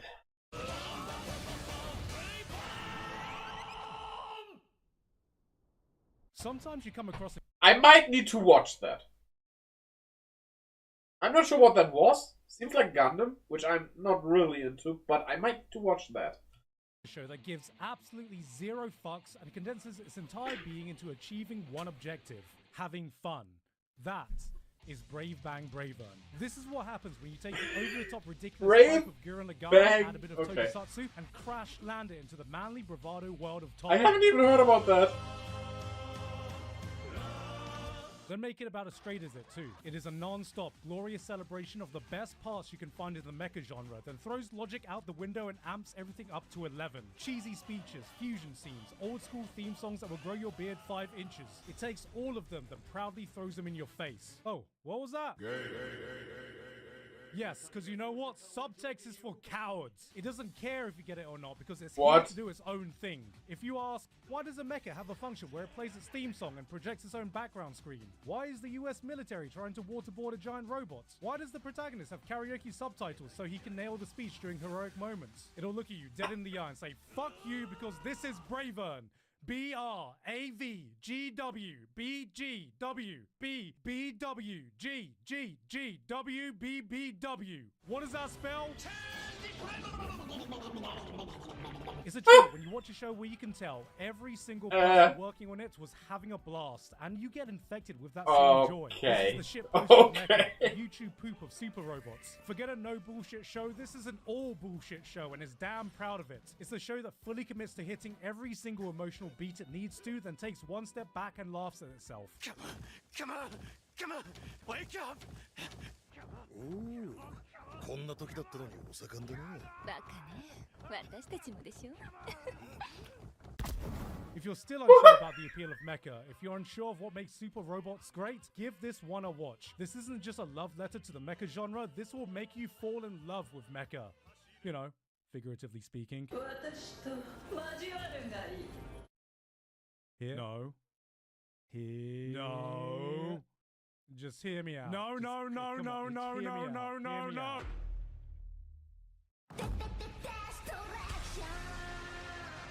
Like many other people, watching anime can be my escape from reality.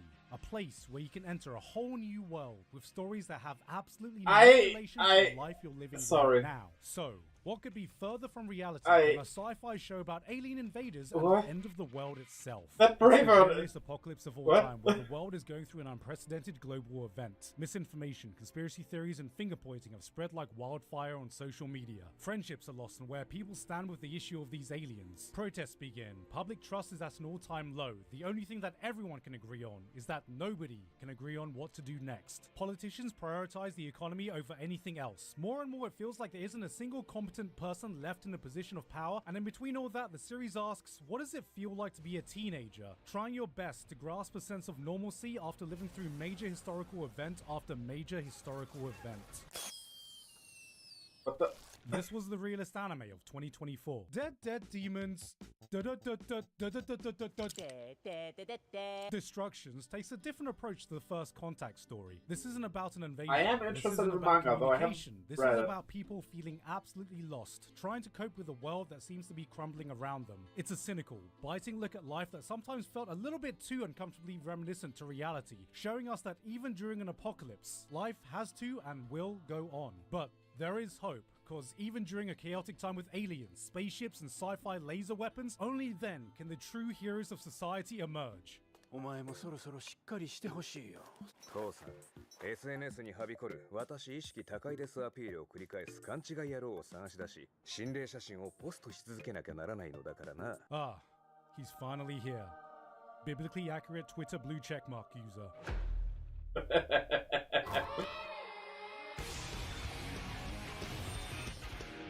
When the No, last thank you. season of ReZero came out, I looked like this. When the first season of ReZero came out, I looked like this. When ReZero was being written, I looked like this. It's insane to think that this show first blasting onto the scene, taking over the anime community, was over 8 I was so into it at first, like the first couple of episodes of the first season. And then it was just. It got boring. He didn't even use his powers or anything. It was like. Why is this even existing? years ago. ReZero fans have been surviving eating at scraps, but this year we got the start of an all-you-can-eat buffet with its return. They brought everyone back for this one. Amelia, Krush, Felt, Anastasia, Priscilla, Subaru's newly acquired sassy Pokemon, Reinhardt, Julius, them, Let Me Solo Her, even Rem fans were eating this season. If you were one of the people that thought Season 2 was a little slow in plot progression, Season 3 went, don't worry, I hear you, and started off by dropping a nuke on itself. This was a no-bullshit, non-stop barrage of chaos. When you thought the situation couldn't get any worse, it does. Just when Subaru learned to value his own life and make an oath not to rely on the return by death mechanic, this pushed that commitment to the absolute limit. One thing goes wrong. So, you give the protagonist a power that could be used in interesting ways, and then you barely use it just to follow it up with the protagonist not wanting to use it anymore as well. Don't get me wrong, it could be an interesting story if the protagonist had a power he really didn't want to use because it does bad or something, but his returning power can just be used to make things better. Why would you refuse to use that? Are you an idiot? Then 2. Before he can even put out one fire, 10 more pop up. There reaches several parts where you think this is the point of no return, only for the series to hold and keep holding. Then it holds for another whole episode until you want to scream, please Subaru, there is no dishonor in typing FF15. This show has never been shy of introducing wacky, eccentric villains, and yet even this season had me going, good lord ReZero, as I jizz and breathe. Forget introducing one villain at a time, let's introduce them all from the entire spectrum of crazy and deranged to others so despicable. I genuinely hope every time he pees it goes off in 2 streams and they both miss the toilet. They were introducing so many surprise villains, I was expecting one of the episodes to end like, I was completely wrong, wasn't I? I had the dates wrong all this time. Did he come on out? This was the action-packed season many of us asked for, and the real difference is just seeing how much Subaru is stepping up to the plate. It's been an absolute pleasure to see how much this is not the same Subaru we all recognized from the beginning, and now the dominoes are set up for him to knock them down in the most emphatic way possible in this arc's conclusion in 2025, and you bet your ass I'm gonna be there. I will not. In the world of anime, there is no place more brutal, more cutthroat, more bloody than the romance genre. Girls duke it out in the battlefield of the protagonist's heart. Tears are shed, hearts are broken, blood, protein is spilled. But as we all know, there can only be 1, 2, 100, 0 winners, while the losers are there just left to rot. But this year, too many losing heroines saw all that and went, you know, just because a girl lost doesn't mean she wasn't best girl in the show. And anime girls with short blue hair deserve to be the main heroine for once. Maybe actually if anime, Robin specifically, would tell you, or the girls, the heroines in it, that there is more than one human with a penis, things wouldn't be so weird. And cute tomboys and awkwardly shy chicks deserve their time in the spotlight too. And I want a little sister who's way too overprotective and calls me Oni-chan because I love my little sisters. Too Many Losing Heroines was the answer to all of that. It looked at romance anime and said, I'm tired of this single elimination bullshit. Where the hell is my losers bracket? And losers is all we see. 1, 2, 3 girls, all rejected by the man they love, coming together to form enough copium to rival the average Man United fan. We've seen romance anime where a girl loses, accepts her defeat, and that's the end of it. But this asked, what kind of reaction do we get after that point? Yahoo! This was the greatest hits. Anime never, like, rarely, there are some cases, so, like, they show you not how a relationship works, and that's bad. Montage of the saddest and funniest coping mechanisms people can find themselves when they're just in their lowest points. It's messy, it's emotional, it's sometimes just hilariously pathetic, and in between all of them is the victim of their non-consensual trauma dump. When I first saw this setup, I thought I had the show all figured out. Oh, here we go again. A laid-back, reserved guy paired with some loud, energetic, Genki anime girl. Wow, that's a trope I've never seen before. But as you watch, it doesn't play out how you think. The trigger never gets pulled, the patented anime blush scene never happens, and all we're left with is a guy forming a real friendship by just letting these girls feel like they don't have to deal with all of this alone. Too Many Losing. But why does this guy have to look like the typical protagonist? Why don't make this guy also, like, the guy that never gets to be the protagonist, you know? Heroines was a different kind of rom-com in a highly competitive year full of them. There's a genuine sense of community with the cast as you're able to laugh with them at their highest points and really feel for them at their lowest. It's a show that knows when to laugh at itself and when to take itself 100% seriously, selling you on all these emotions. Anger, emptiness, denial, that knee-jerk conclusion that you just lack any self-worth, all in its 12-episode run. Losing Heroines was a different kind of rom-com in a highly competitive year full of them, and I say this as someone who's just not as interested in high school romance shows anymore. As a 34-year-old married man, there is just far less for me to relate to nowadays. Even if a show is decent, any school romance is going to have a hard time getting on my list. It can't just be good. It can't just be great. It's gotta be bloody fantastic. Modern romance Never heard anime of that. has an epidemic. I don't know when it started, but it felt like I woke up one day and 90% of them collectively agreed to do exactly the same thing. Let's just make a guilt-free, comfy show with minimal conflict, drama, and progression, showing daily interactions of some shy guy and a girl. Except the girl has the thing. You know what I mean? The thing. Maybe she communicates in Russian. Maybe she's just legally fucking blind. Maybe the thing is that she has undiagnosed schizophrenia. Where the hell did this all come from? Some call this an offshoot of the teasing genre, some call it comfort romances, and some call it bait for lonely dudes who get no bitches and stack no paper. With how much this is all blending together, I'm starting to call this shit the isekai of the romance genre. We need a new season and of now I'm Komi-san. doubly convinced I'm never going to be able to look at one of these shows the same ever again because the dangers in my heart completely blows all of them out the water. No hooks, no gimmicks. This was just the purest depiction I've ever seen in anime of two people falling in love. Now, a wise man once said, I think love is just like cringe. and you know what? I stand by that. We can do some cringe-ass In a shit new when we think studio? we're in love. It's that winky face you sent to that person once that keeps you up at night wondering why you thought it was a good idea. It's that corny shit we clowned on in love songs, but secretly you wanted to feel just once. It's that dumbass joke you nervously blurted out in front of them that had everyone looking at you funny and made you want to crawl in a corner and just disappear. But it didn't fucking matter when you realized that they were the only one that laughed. That is the dangers in my heart. This isn't about the chase. It's not about the will they, won't they. It's about two people slowly discovering a form of comfort that only the other person can provide. Not just someone that fills that hole of companionship, but the one person who can break down that bullshit barrier you put around yourself and accepts you for that person you're scared to show the outside world. Here are two people just genuinely becoming the best versions of themselves when they're with each other, and God, isn't that what it's all about? This didn't feel like some crush. This didn't feel like some contrived anime love story. This is romance in its purest fucking form and a reminder of what falling in love should feel like. Honestly, that's kinda refreshing.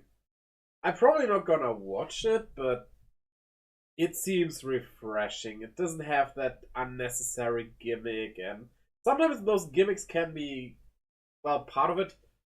Though I would give Komi-kan Communicate as an example, though that's definitely more comedy things. But yeah. In the race of modern great romance anime, you've heard of Kaguya-sama Love is War? Well, get ready for Yamada-kun Lover's Cringe.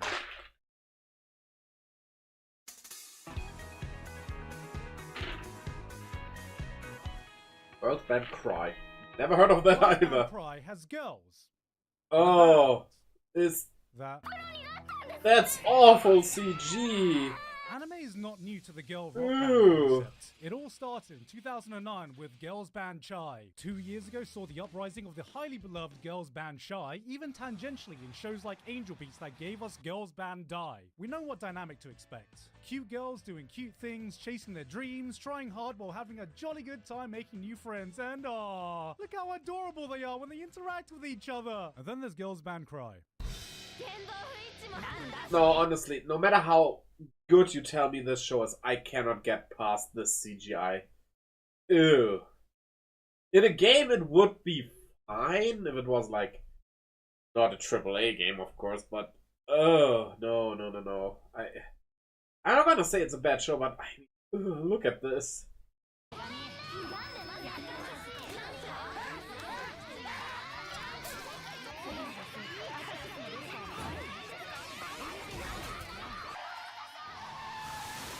What the fuck? These aren't your pristine, perfect idol girls. They argue, talk shit to each other, throw tantrums. Our main girl Nina has a public outburst, gets told to be quiet, and calmly responds by throwing a fucking lamp at him.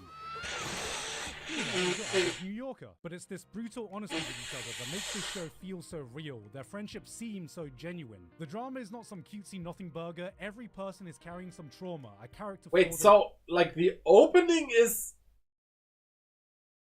drawn, even the drawn stuff is CG. What?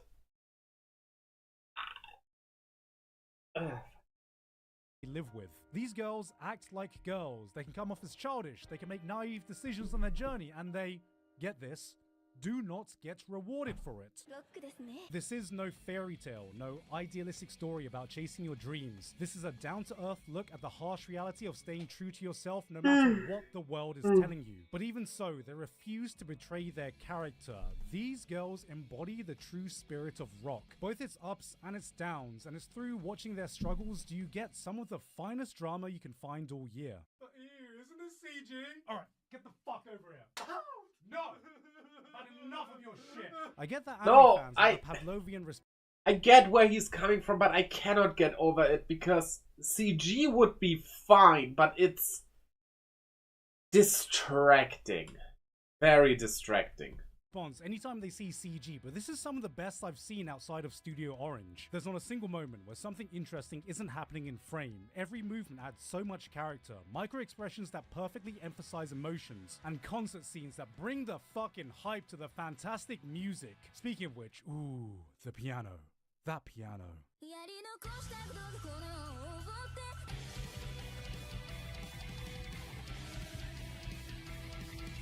Girls Band Cry takes it back to basics. Great writing, great characters, great banter, and devious piano keys that bring joy upon my ears.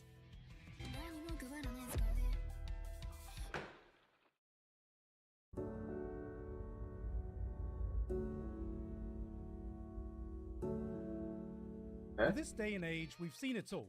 Thrillers, gangster stories, pirates, ninjas, knights. It's so rare to see a concept that hasn't been done before. A story yet to be told. And Orb on the Movements of the Earth was all of that, and so much more. In a time when faith was the dominating school of thought, when studying science was the Asian parent equivalent of finding out your kid wants to go to art school, what if you had to prove to everyone that the Earth isn't the center of everything, but we're actually a rock flying thousands of miles per hour through the vastness of space, held down by this invisible force you can't touch, see, or smell? Oh, you think you can do that? I bet you still secretly give Pluto the planet. Even nowadays, there are people who believe that the Earth is flat still. So, yeah. Planet pass when no one's around, you lying prick. Orb isn't just the story of heliocentrism. It's a captivating tale showing how one simple idea can change the course of so many lives. An idea that just won't I heard about, and it kinda intrigued me, but it passes from person to person, generation I don't know to if I would have generation. This watched story it is far, a testament to the so lengths I just people will did. go in the pursuit of truth, in the face of adversity, in the face of unimaginable pain. Nothing can cage humanity's desire to look at the universe and go, I understand it now. if Dr. Stone made scientists look cool, this is a full-on celebration of the scientific method. Because when the universe looks down at us and says, I will never reveal my secrets to you, humanity looks up and replies, fuck you, we're gonna try anyway. This is both the brutal reality and true beauty that comes in that pursuit of knowledge. How many people laid the groundwork of research and died just before a massive breakthrough? Are the real heroes of science the ones who come up with the correct ideas, or the ones who suffer the heartbreak of realizing they've dedicated their life work researching down the wrong path and yet still accept it, knowing that the next person will now know what not to do? It's the legacy of all these unsung heroes of science that Orb wants you to think about. This isn't about a life, but the lives of the people that give us the understanding of the world we have today. It never stops reminding us that through every great individual, every achievement, every giant leap humanity takes stands on the back of the work of the people that came before them. No matter what kind of old-fashioned archaic thinking that existed back then that could halt the progress of humanity. 誰もが簡単に文字を使えたら、ゴミのような情報で溢れ返ってしまう。Wait, hold on a second, this guy might be onto something.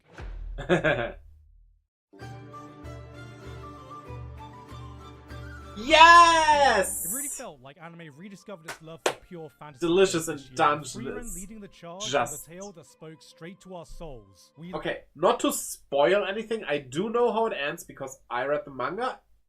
You hear that a lot, I know. And that is finished, and dang.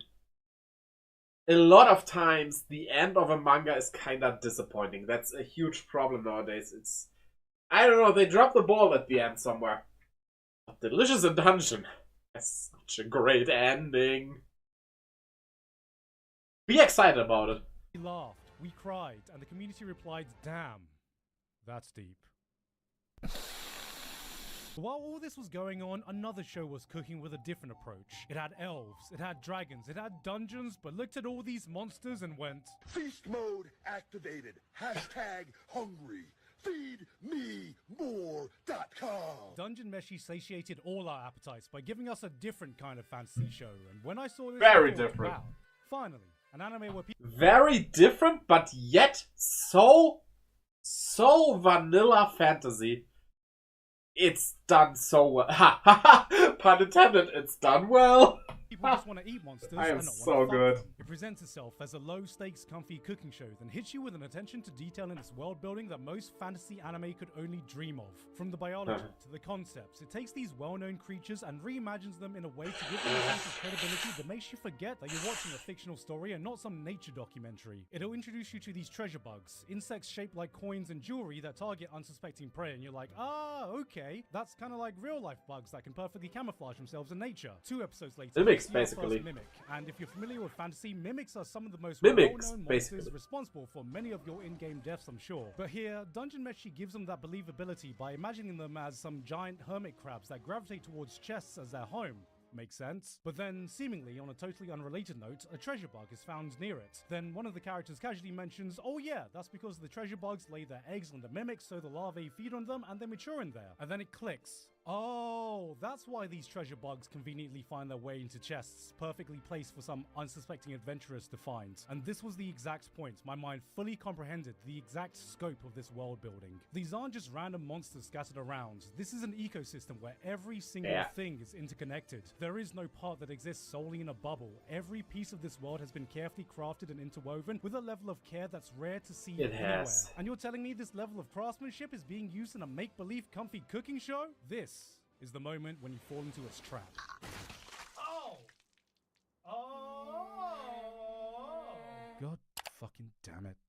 When Dungeon Meshi shows its true hand, you realize the food was simply a vehicle to prep you for what the dungeon really is. This is a brutal environment we are nowhere near close to understanding or taming. This is not your comfy fantasy world. This is a Maiden Abyss-style Lovecraftian nightmare. A world that runs on its own set of rules beyond human comprehension that we have only just taken a single step into. Yet even through this turn, the series never loses its heart. The lovable leads always remain true to themselves. Marcial is still playing Elden Ring. Senshi is playing Cooking Mama. Chill Nunchuck is playing Slay the Spire. Izutsumi just brought Stray. Everyone else is trapped in Dark's dungeon. Meanwhile, Laios is in the corner going, FeedMeMore.com. Dungeon Meshi invites you to have a taster of this living, breathing world, and you forget for a moment that none of it's actually real. It'll lull you into its cozy vibe and smack you round the head when you get too comfortable, and by the end of it, sits you down to enjoy another delectable meal while you reflect on the journey. In summary, Good soup.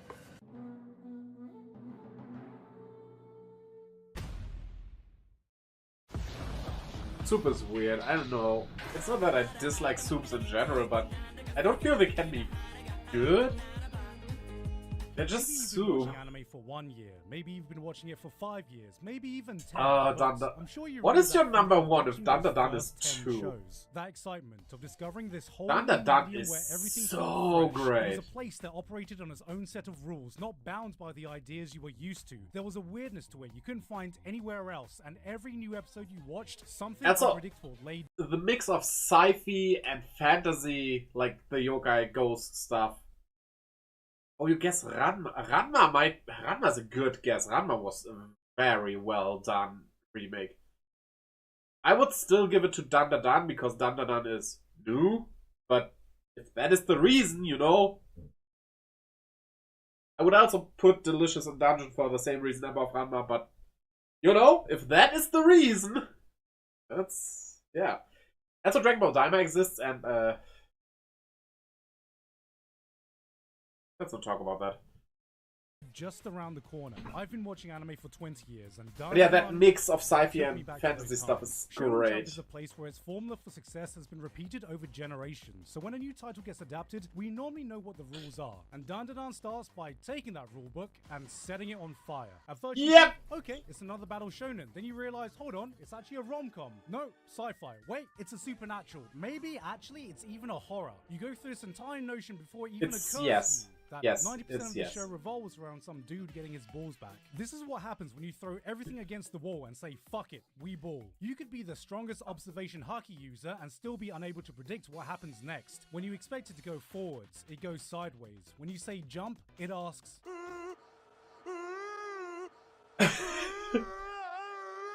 It exudes this childish freedom of expression you forget how to do as an adult, and the most incredible thing is that somehow, And it suddenly some ends way, in the middle it is of able to everything. take all this chaos Well, and season keep 2 is coming. everything cohesive. This is a show that can make you laugh, make you cry, make you hype, leave you in absolute awe in some of its most beautiful moments, all while staying true to its own special brand of weirdness. In the sanitized, safe, risk-free world of modern entertainment, watching this reminded me of the childish excitement I should feel when watching a new anime. And the only thing holding this from the top spot is that we've barely taken a step off the starting line. Okay, yeah, okay. I'm saying Danda Dan would be number 1 to me, but I, again, read the manga and know what's coming, and, like, I don't know the standpoint of you not knowing what's coming, because literally, oh, you haven't seen anything yet. It's getting crazier and crazier. It's spiraling, but not like spiraling upwards. It suddenly spirals back down into it, then goes to the out. It's basically like an afro hat, but made of only one hair. If that makes sense. I hope it doesn't, because that is what the Dandadan is.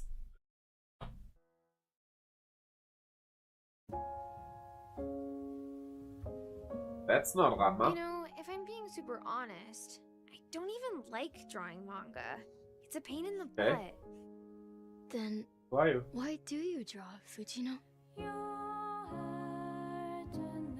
This makes me immediately think of something that I am looking very forward to, hoping it gets an anime adaptation. I'm not sure if it does already, but not sure what the original title is in German. It's Drache and Chameleon, basically Dragon and Chameleon, and oh boy, that's like taking a battle shonen anime, but making it about mangaka who don't actually battle, but like, it's great. It's so great. Look back. If you would, for a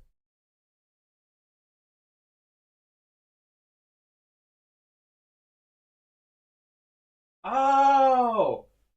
Oh, Giguk! Oh, thank me for telling me that. Oh, that's straight again. For a second, indulge me on this anecdote I think about a lot. It's 3 a.m. in the year 1988.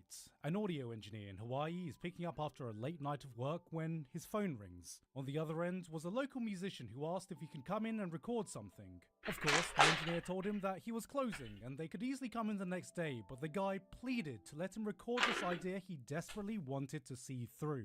Yeah, 15 you have years to do later, this that person immediately. came in. He played one song, one take, and it was over.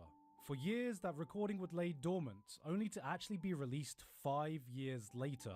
That guy was Israel Kamakavivole, and that recording Oh! is I don't know who that is. famous rendition of Somewhere Over the Rainbow.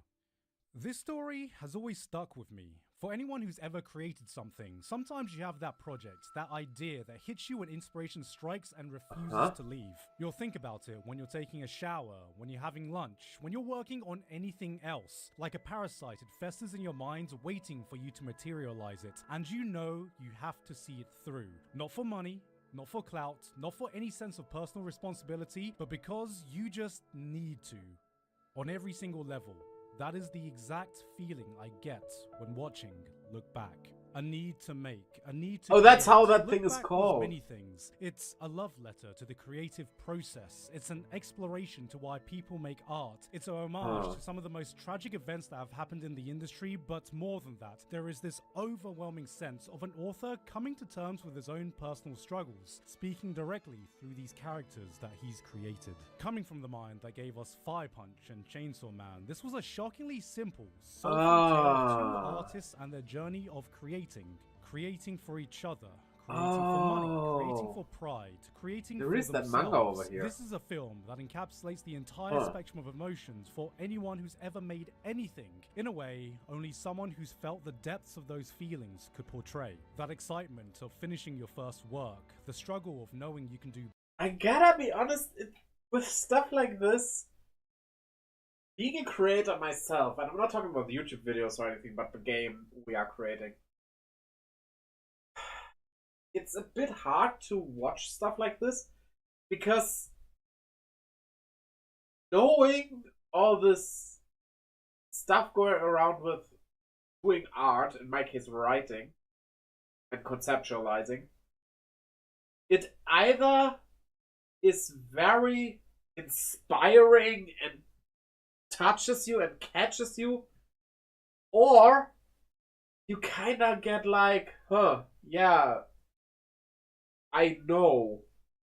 It's this, you tell me something I already know because I experienced that, and then you kind of gain nothing from it. That makes it a bit problematic to watch. She's running along some path. And that makes it so hard. Tell me, you artists out there, can you relate to what I'm saying here? It's like, it can be very interesting, but it doesn't even need to be good or badly made. That doesn't even matter. It's just really dependent on what topics they actually look at with stuff like these. It's you cannot see that before watching it. Also, if you mention the upskirt camera position, now this cloud, right? It's kind of long. There's a hole here. It reminds me of a toy. You know? Better, that deep insecurity that you're just inadequate, the euphoric explosion of having your work recognized, the emptiness you feel when you've forgotten why you started this journey in the first place, and that moment when you doubt it all and ask, was it all worth it? In 1 hour, this film packs more emotional depth than most anime can fit in an entire season through simple, beautiful storytelling. It felt like a story that was made simply because someone needed to put it all out there. It's jam-packed, full of the rawest human emotions, like you're watching somebody scream from their soul. Lines that feel so intimate, you're unsure if you're watching two characters talk to each other, or a person having a conversation with themselves. This is the kind of personal story that's so rare to experience, and when I see someone laying themselves bare, it's hard for me not to be deeply moved. I've experienced this story 3 times now, and every time has given me something different. I read the manga and cried at the pure beauty of the storytelling and emotions on display. I watched this in theaters and cried experiencing this story again so perfectly brought to life. I put this on when it got its home release and cried, feeling such a profound connection to what the creators must have felt when making this. And after every single time, without fail, it gave me a reminder of why the hell I'm doing what I'm doing right now. I'm sure some of you may think that putting a movie as my #1 anime this year feels like a cop-out. And yeah, Sitting here thinking about leaving my husband. He hasn't been intimate with me since our son died. I would leave right now, but the ambulance is still in the driveway blocking my car. Like bird. Nice. it kind of is. I often try to make it a point to keep anime films and series separate. I've never put a movie in any of these rankings before, but no matter how much I reflected, no matter what other shows I... Why are there 2 R's? Put here, nothing else felt right. It had to be Look Back. Not because I wanted to give it exposure, not because of some review score, not because of any arbitrary qualifications. I put it here because, simply, I just needed to.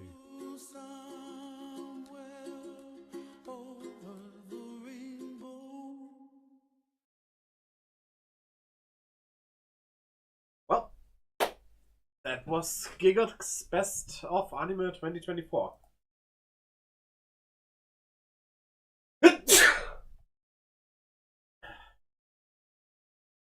I ended the recording for the YouTube video of this with that sneeze.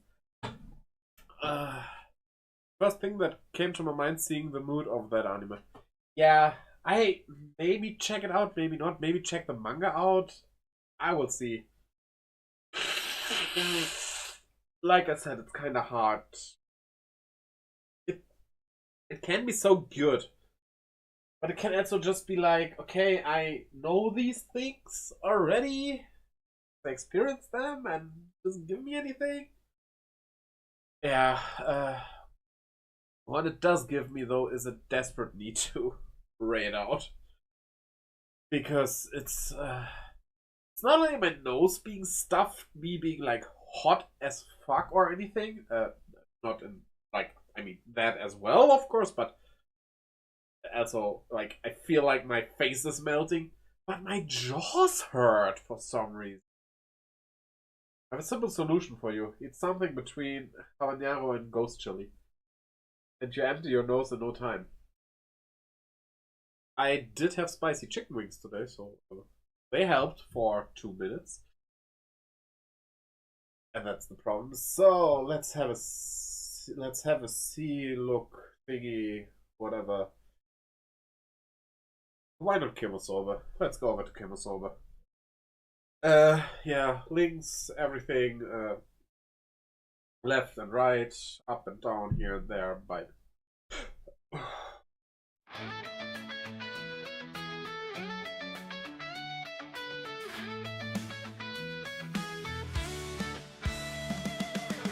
In the shadow of the dragon's flame, a green leaf rises calling your name. Through the forest, through the skies, a fire fuels the fight to rise, to rise. As Hana takes the trigger, set a quest for mana we won't forget. Final dreams of fantasies call, Reef the leaf will conquer it all. Legends awaiting.